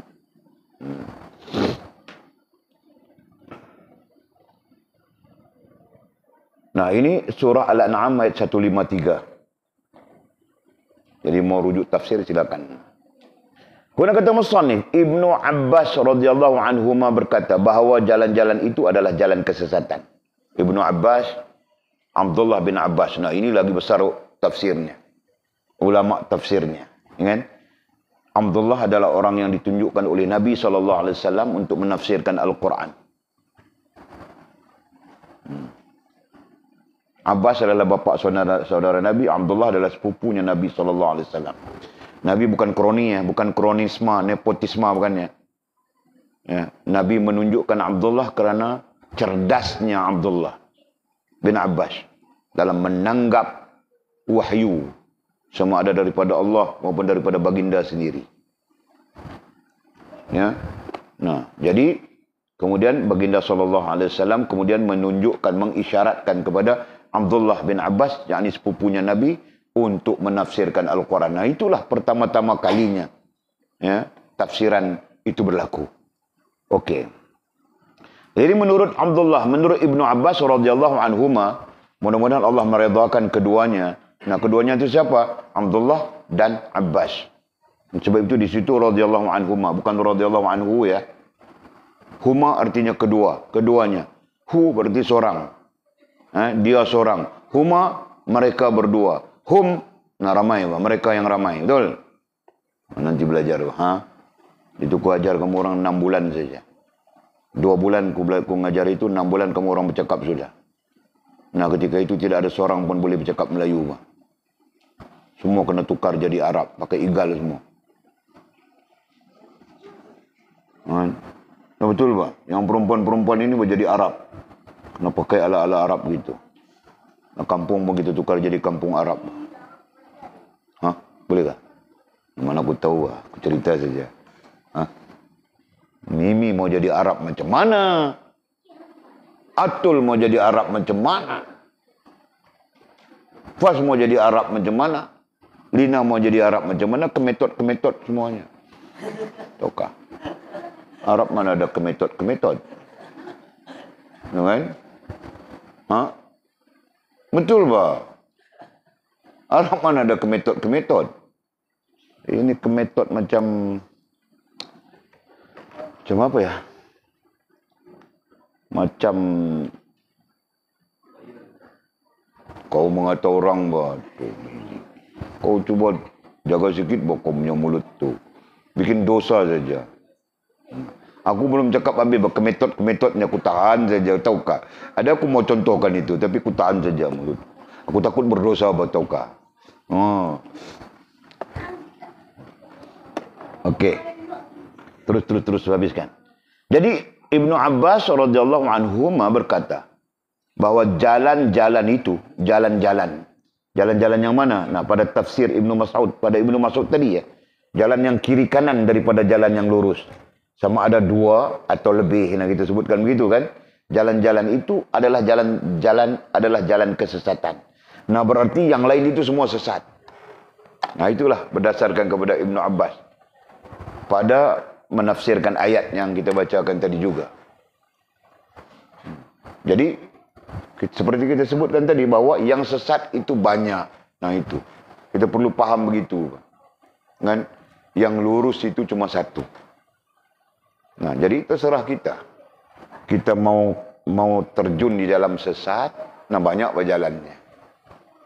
Kalau jalan itu kita istilahkan dengan punca, sumber. Nah, banyak puncanya, banyak sumbernya yang boleh membawa kita kepada kesesatan. Nah, begitu. Berbanding jalan yang lurus. Ya. Nah, terus kita habiskan ayat. Kemudian, dobitkan yang tadi. Berkata bahawa jalan-jalan itu adalah jalan kesesatan, ay bid'ah. Nah, sebab kita lebih dominan dengan istilah perbincangan kita adalah bid'ah. Ilmu yang terkait dengan perbincangan kita malam ini adalah tentang bid'ah itu kan. Jadi kesesatan itu apa? Di sini kesesatan di sini adalah bid'ah. Supaya kita nanti tidak mengasingkan macam Wahabi. Wahabi diasingkan. Ya. Nah, kita tidak, Pak. Kita yang bid'ah itu yang sesat, yang menyalahi Allah, menyalahi Rasul, menyalahi kesepakatan para ulama. Nah, itu perbezaan kita dengan Wahabi. Ya, Walid sebut fakta ini berulang-ulang supaya kamu orang tahu meletakkan perkataan bid'ah itu, dan ketika diungkapkan kamu orang mempunyai penjelasan. Boleh tidak mau pandai cakap saja, tapi tidak ada penjelasan. Nah, itu seperti wabi-wabi itu. Bukan tidak ada penjelasan, penjelasan menurut pikirannya. Nah, padahal bid'ah ini bukan satu isu yang kita perlu asingkan. Bid'ah adalah isu menyalahi Al-Quran, menyalahi sunnah, menyalahi ijma'. Nah, itu saja, Pak. Bid'ah adalah maksiat. Itu saja. Bukan kita terasingkan dia sampai hal itu menjadi satu senjata untuk memukul orang lain. Bukan. Seperti mana boleh sebutkan tadi. Seluruh maksiat itu adalah bid'ah. Jelas, Jul? Nah, kau tidak menutup aurat, itu bid'ah. Kau tidak salat, itu bid'ah. Mau cakap apa lagi, betul kan? Nah, itu sajalah. Okey, terus. Ibnu Atiyah, nah ini salah seorang ulama tafsir juga, Ibnu Atiyah. Ada tafsirnya ya, apa nama tafsirnya? Lupa sudah. Ibnu Atiyah ini. Nah, dia pun musannif turut merakamkan perkataan Ibnu Atiyah. Nah, apa katanya? Berkata bahawa yang dimaksudkan dengan jalan-jalan itu, Ibnu Atiyah punya komentar ya, yang dimaksudkan dengan jalan-jalan pada Al-Quran, ya, wala tattabi'us subula, perkataan subula, itu jalan-jalan, adalah jalan yang dilalui kaum Yahudi. Nah, menurut Ibnu Atiyah, ya, jalan yang sesat itu jalan yang dilalui oleh kaum Yahudi, Nasrani, Majusi. 3 di situ. Dan yang keempatnya, orang-orang yang berbuat bid'ah dan kesesatan. Jadi menurut Ibnu Atiyah, jalan-jalan selain daripada jalan yang lurus, selain daripada jalan Allah, selain daripada jalan agama Islam, nah yang lain semua jalan-jalan sesat. Nah, jalan-jalan sesat itu menurut Ibnu Atiyah adalah jalan Yahudi, adalah jalan Nasrani, adalah jalan Majusi, dan jalan orang-orang berbuat bid'ah dan sesat. Berarti 4 menurut Ibnu Atiyah di situ. Dan tidak dinafikan, kan? Yang berlaku di tengah umat kita pada hari ini, nah itu jalan Yahudi, jalan Nasara, jalan Majusi, semua. Yang itu yang kadang-kadang kita sebutkan pemikiran Yahudi, pakaian Islam, pemikiran Yahudi. Kan? Pakaian Islam, pemikiran Nasara. Nah, sekarang orang-orang niqabis ini pun banyak sudah. Pakaian nampak macam Islam, pemikiran Yahudi, pemikiran Nasara. Nah, banyak sudah. Aku dengar sudah. Nah, sampai-sampai aku pun tidak mau percaya lagi orang niqab ini. Betul. Jadi kalau tidak mau percaya orang niqab, orang tidak niqab boleh percayakah? Orang tidak niqab pun aku tidak percaya, orang berniqab pun aku tidak percaya. Jadi mau percaya siapa? Aku percaya Allah dan aku saja. Orang lain aku tidak mau percaya, Pak. Kejam kah? Kejam kah, Jul? Nah, kau bilang aku kejam, Pak. Aku mau menyelamatkan diri aku dari tertipu, Pak. Kau tahu kah? Kan? Nah, kalau aku percaya semua nanti aku tertipu. Aku tertipu, kau pun tertipu, Tipah tertipu. Gitu kan, Jul. Okey. Rasulullah SAW bersabda. Nah, rujuk lagi kepada hadis Nabi. Barang siapa membenci sunnahku, ia bukan dari golonganku. Nah, barang siapa membenci sunnahku, ia bukan dari golonganku. Kenapa musannif membawa hadis ini dalam hal ini? Nah, jadi musannif seolah-olah mau memberitahu kita. Orang yang mengikut agama yang lurus tidak membenci sunnah Nabi SAW. Orang yang membenci dan menolak sunnah Nabi, istilahnya kita adalah mendustakan, betul kan? Nah, orang yang mendustakan sunnahnya Nabi SAW, nah itu adalah orang yang membenci Nabi. Itu adalah ahli bid'ah yang membenci Nabi SAW. Ya. Barang siapa membenci sunnahku, ia bukan dari golonganku. Nah, orang yang membenci sunnah Nabi, maka dia bukan daripada golongan Nabi SAW. Ini yang kadang kita berdebat dengan Wahabi. Kita bilang serban itu sunnah, Wahabi bilang serban itu budaya. Ya kan? Nah, berbeza kan? Jadi yang sunnah bagi Nabi daripada Nabi itu apa? Dia bilang sunnah daripada Nabi itu ialah apa yang Nabi buat saja. Nah, kalau sunnah itu apa yang Nabi buat, bagaimana dengan apa yang Nabi katakan? Bagaimana yang Nabi katakan, bagaimana yang menjadi asar, bagaimana yang menjadi takrir. Itu kan? Faham tak? Nah, itulah percanggahan kita dengan Wahabi. Berarti pandangan ulama kita ahli sunnah wal jamaah lebih luas tentang sunnah berbanding Wahabi. Nah, walaupun sekarang Wahabi. Sebab orang cenderung jadi Wahabi, tahu tak? Kan? Yang agamis cenderung jadi Wahabi. Yang luar daripada agamis, yang sekular itu cenderung jadi liberal, jadi macam-macam, kan? Nah, itu umat sekarang. Aku pun tidak tahu mau jadi macam mana lagi ke depannya. Okey. Nah, itu. Jadi barang siapa membenci sunnahku, siapa membenci sunnah Nabi SAW, ia bukan dari golonganku. Nah, jika dia bukan daripada golongan Nabi, apa golongannya? Bid'ah, sesat. Nah, itu. Bukan dari golongan Nabi, adalah golongan bid'ah, adalah golongan... Dia ustaz, ustaz pun dia sesat sama saja. Dia guru, guru pun boleh sesat sama saja. Kerana sesat itu bukan terhenti pada kedudukan. Sesat itu terkait dengan tidak mengikut, ya, tidak mengikut apa yang telah disepakati oleh para ulama. Apa yang disepakati oleh ulama? Mengikut Quran, mengikut sunnah, dan mengikut kesepakatan ulama. Kita sebut sudah. Di awal-awal kita sebut sudah, kan? Nah, tengok saja di awal, muka surat berapa? Muka surat 1, 2, 3. Nah, kita sebut sudah di situ. 1, 2, 3. Jadi dapat difahami dari setiap perbuatan yang menyalahi Al-Quran, sunnah, dan kesepakatan para ulama. Nah, itu adalah bid'ah yang ditolak. Nah, jelas sudah. Itu bukan perkataannya musannif, itu perkataan para ulama yang menyepakati bermula daripada tabi'in, selepas sahabat pun sama saja, datang tabi'in, datang tabi'in, sampai kepada kita. Itu perkataannya. Faham tak? Nah.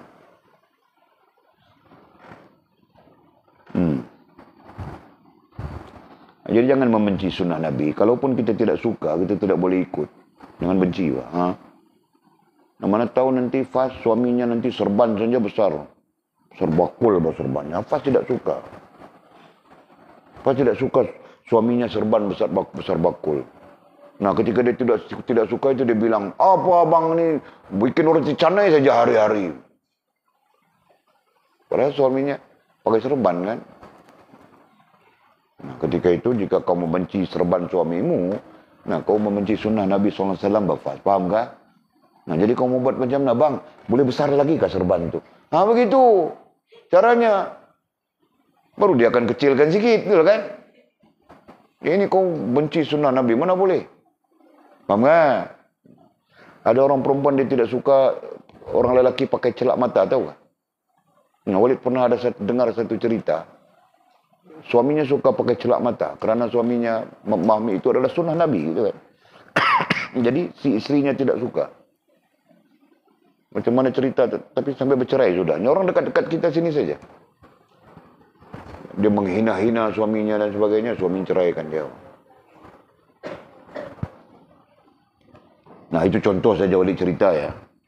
Nah, jangan kita suka menghina sunnah Nabi. Kita tidak tahu, kita belajar, ya, sekecil apapun sunnah itu. Nah, nanti kita berjumpa dalam fatwanya apa? Jumpa sudah, kan? Dalam fatwanya tahqiq akidah dalam Tuhfatul Raghibin. Nah, sunnah paling kecil apa? Karat kuku saja. Ya, kan? Nah, apabila kita menghinakan sunnah Nabi SAW, mengaitkan dengan sunnah dan menghinakannya, nah, jadi kafir, kan? Nah, jadi berhati-hati. Okey. Terus dalam hadis lain baginda bersabda, hadis yang lainnya baginda bersabda, tidaklah suatu umat berbuat sesuatu yang baru dalam urusan agamanya. Berbuat sesuatu yang baru, ini kita belajar sudah. Berbuat sesuatu yang baru, dasarnya adalah berbuat sesuatu yang baru yang tidak ada dasarnya daripada Al-Quran, dan tidak ada dasarnya daripada hadis, dan tidak ada dasarnya daripada kesepakatan para ulama ahli sunnah wal jamaah. Itu maksud sesuatu yang baru. Kan? Contoh kita di sini, nah kita di sini kelompok kita, nah kita buat sesuatu yang baru. Macam mana? Orang lelaki pakai niqab, orang perempuan pakai serban. Contoh. Nah, kita jadi sepakat di sini, kita buat sesuatu yang baru. Orang lelaki semua pakai niqab. Orang lelaki perlu malu lebih dari orang perempuan. Nah, kita buat begitu peraturan. Nah, orang perempuan tidak perlu malu-malu. Orang perempuan pakai serban semuanya. Itulah bid'ah. Contoh, ya. Nah, itulah sesuatu yang baru. Ya. Karena tidak ada dasarnya daripada Al-Quran, tidak ada dasarnya daripada hadis Nabi SAW, dan tidak ada dasarnya daripada kesepakatan para ulama. Bahkan lebih bersifat menyalahi Al-Quran, menyalahi hadis, dan menyalahi kesepakatan ulama. Nah itulah bid'ah. Faham kan? Nah, itu contoh. Kemudian kita buat pula lagi apa? Wajib kewajipan lagi apa? Solat kita tambah. Oh tidak boleh bah. Kita kena solat 6 waktu. Apa? 1 waktu tahajud. Wajib semua orang tahajud. Nah tidak boleh begitu. Apakah? Nah tetap waktu wajib solat 5 saja. Itu kewajipan yang umumiyah, umum. Ada juga kewajipan individu. Dia panggil kewajipan infirad. Ya. Adapun kewajipan infirad itu tertakluk kepada diri sendiri. Nah, jadi kau mewajibkan, kau sendiri berdiri, aku ingin mewajibkan tahajud kepada diriku. Nah, itu dipanggil kewajipan infirad. Faham tak? Tetapi untuk kau wajibkan secara umum, nah tidak boleh. Salah, okey? Nah, terus. Tidaklah suatu umat berbuat sesuatu yang baru dalam urusan agamanya, setelah sepeninggalan nabinya, melainkan hal itu akan menghilangkan sunnah nabinya. Nah itu betul Pak. Ya. Jadi buat bid'ah itu menghilangkan sunnah nabi, betul Pak. Macam kita sekarang kan, kita pakai serban itu adalah sunnah nabi, itu paham kita ahli sunnah. Nah dia orang pakai cepiau, wahabi itu dia pakai cepiau. Nah apabila dia pakai cepiau, topi cepiau itu tahu tak? Nah dengan sendirinya menghilangkan sunnah Nabi yang namanya serban. Paham? Nah itulah bid'ah. Ini masalahnya Wahabi, kita bilang dia bid'ah, dia bilang kita bid'ah. Kan? Orang buat jahat, mana dia bilang dia jahat kan? Itu. Okey, jadi berdasarkan kepada hadis ini, tidaklah suatu umat berbuat sesuatu yang baru dalam urusan agamanya setelah sepeninggalan nabinya, melainkan hal itu akan menghilangkan sunnah nabinya. Nah, sesiapa yang buat sesuatu yang baru, meninggalkan apa yang pernah berlaku kepada Nabi, yang kita klasifikasikan sebagai sunnah. Tadi kita sebut sudah kan? Nah, akhirnya hilang sunnah Nabi. Serban hilang sudah. Cepiau lebih utama daripada serban. Sekarang keluar pula topiah. Tapi topiah itu tidak apa Jul, tidak apa. Sebab istilah topiah itu istilah kita kan. Nah, sedangkan Nabi SAW ada ketikanya dia memakai topi kopiah itu kan. Kita bilang kopiah itu, tutup kepala kemudian baru lilit serban. Ada kalanya Nabi memakai kain saja. Kain itu macam orang sekarang bilang apa ya? Selalu orang pakai itu ki. Pakai ki kan? Scarf. Ikat kain di kepala kemudian baru dipakai serban di atas kain. Nah itu jadi berbeza. Paham kan? Nah Walid pun sikit hari mau pakai macam itu juga Pak. Tidak mau pakai kopiah. Kopiah selalu lucut saja.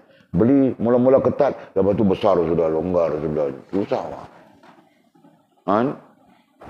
Aku mau beli kain saja, berkas kain. Sudah. Ada kopiah yang besar.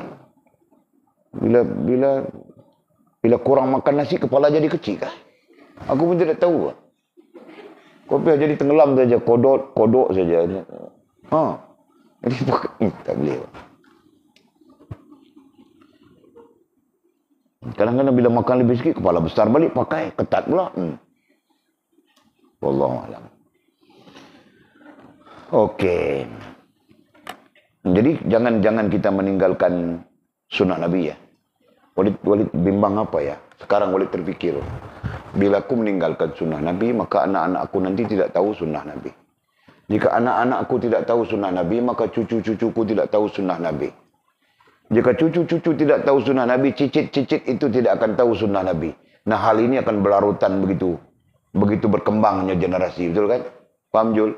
Nah Jul, kau tidak tahu sunnah Nabi. Isteri kau nanti pun tidak tahu sunnah Nabi. Anak kau akan tahu sunnah Nabi kah? Nah kemungkinan besar bahwa dia tidak tahu, betul kan? Nah begitulah perkembangan. Nah sebab itulah sunnah Nabi hilang daripada masyarakat. Satu ketika sunnah Nabi dianggap ganjil. Ini kan? Nah, padahal kita bincang sudah sunnah Nabi yang aula bagi Nabi adalah Al-Quran kan? Satu sisi pandang. Bukan sunnah Nabi di sudut ikutan, tapi sunnah Nabi di sudut Nabi sendiri. Nah, dia mengikut Al-Quran. Kita yang mengikut Nabi, betul kan? Yang mengikut Al-Quran dan Nabi. Nah, kemudian baru dari sudut ikutan. Nah, kita mengikut perkataan Nabi, perbuatan Nabi, atsar, dan takrir pada sisi Nabi SAW. Nah, bayangkan semua itu hilang sudah. Apabila hilangnya sunnah Nabi, yang timbulnya adalah bid'ah. Yang timbulnya adalah kesesatan. Yang timbulnya adalah mengikut akal. Paham kan? Nah, itu dipanggil logikarism ataupun dipanggil rasionalism. Nah, rasional itu bukan salah. Tidak salah. Tapi menyalahi Al-Quran dan Sunnah itu yang salah. Orang terlalu bergantung dengan akal sampai mendewakan akal.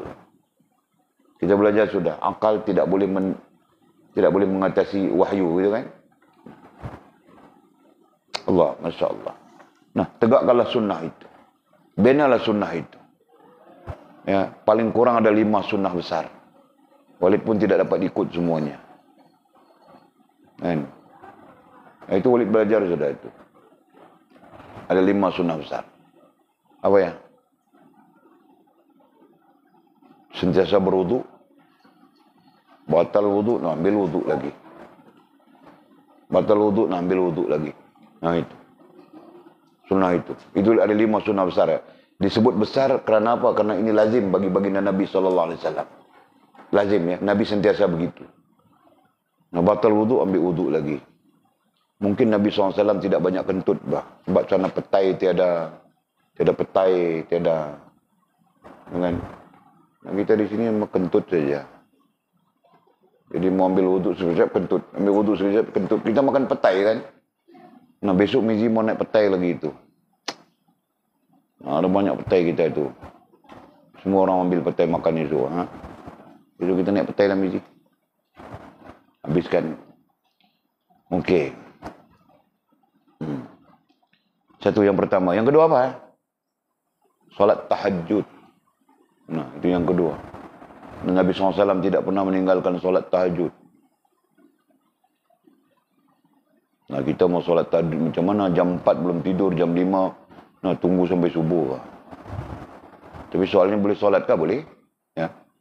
Nah, kerana fiqihnya solat tahajud itu, boleh saja kita pakai Abu Bakar, boleh saja kita pakai Umar, boleh saja kita pakai Ali. Ya, selain daripada apa yang disepakati oleh para ulama. Nah, Abu Bakar dia solat tahajud, Abu Bakar, Umar, nah mereka solat tahajud belum tidur. Dengan alasan takut tidak terbangun tidur. Nah, jadi mereka solat sebelum tidur. Nah, dia lepas sembahyang Isya, dia orang apa-apa yang patut. Nah, sebelum dia tidur, sebelum dia melangkah tidur, dia solat tahajud dulu ber-2 rakaat. Itulah amalannya Abu Bakar. Ya, yang diriwayatkan oleh anaknya Asma binti Abu Bakar. Begitu juga Umar. Dan sudah tentu sahabat yang lain sama saja kan. Kita mana ada, mau tidur-tidur saja. Betul kan? Makan-makan perut bengkak, kenyang saja. Perut jadi macam biawak sudah. Dia kembang situ, kembang ke sini tu. Dan kembang situ, kembang situ. Perut biawak orang panggil kan? Kembang sini. Ah, itu jam kita mau tidur sudah. Kedegum, baik terus. Qalu salama. Kan? Perut kenyang, tidur, qalu salama kan? 2 minit saja. Betul kan? Ini mana tahajudnya, apanya. Baginda Nabi SAW, kita berdasarkan kepada riwayat-riwayat Ummul Mukminin Aisyah, nah ada kalanya dia solat tahajud sebelum daripada tidur, tetapi lebih tepat, dia tidak tidur. Berdasarkan kepada hadis-hadis ya. Dia berbaring, rehat. Nah, apabila isterinya Aisyah radhiyallahu ta'ala tidur, dia bangun solat. Banyak hadis menunjukkan bahawa Aisyah jaga saja, nah Nabi sedang solat.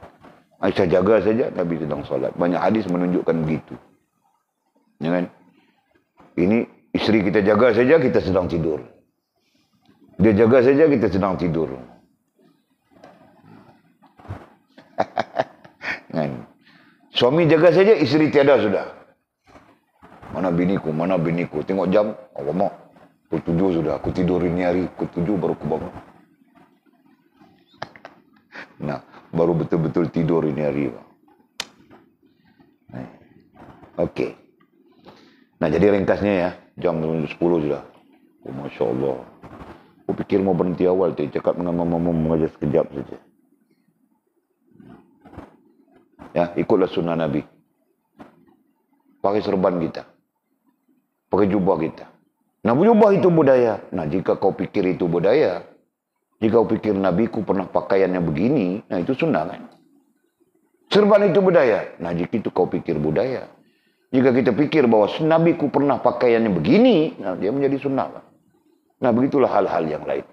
Nah, jadi boleh sebut dua saja dulu. Apa tadi? Pertama apa? Berwudu. Dan yang kedua, solat sunat tahajud. Ya. Nah, tambah lagi satu, membaca Al-Quran. Nah, nanti dua lagi kita sebut pada hari akan datang. Wallahu a'lamu bishawabi au kama qal.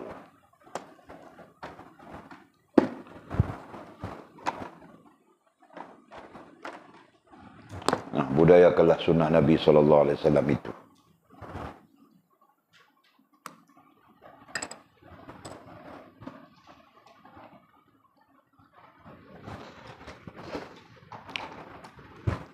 Jadi aku mau sebut kemetod apa dia orang tahu kah? Kemetod macam ubi keladi. Mau jadi Arab macam mana? Kemetod macam ubi keladi, tahu kah? Ubi keladi. No, kau ubi keladi pun tidak tahu. Ubi keladi itu yang kemetod itu macam kau tu. Ini apa?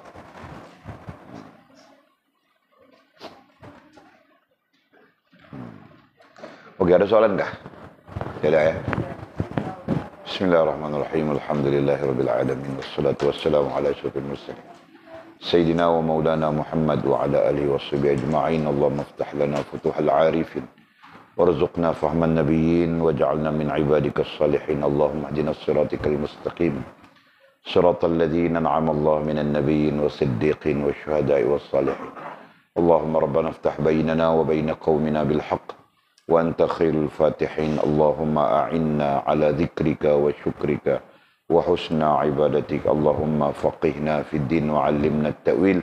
اللهم فقهنا في الدين وعلمنا التأويل. اللهم فقهنا في الدين وعلمنا التأويل. وصلى الله على سيدنا محمد وعلى آله وصحبه وبارك وسلم. الحمد لله رب العالمين. تقبل الله منا ومنكم.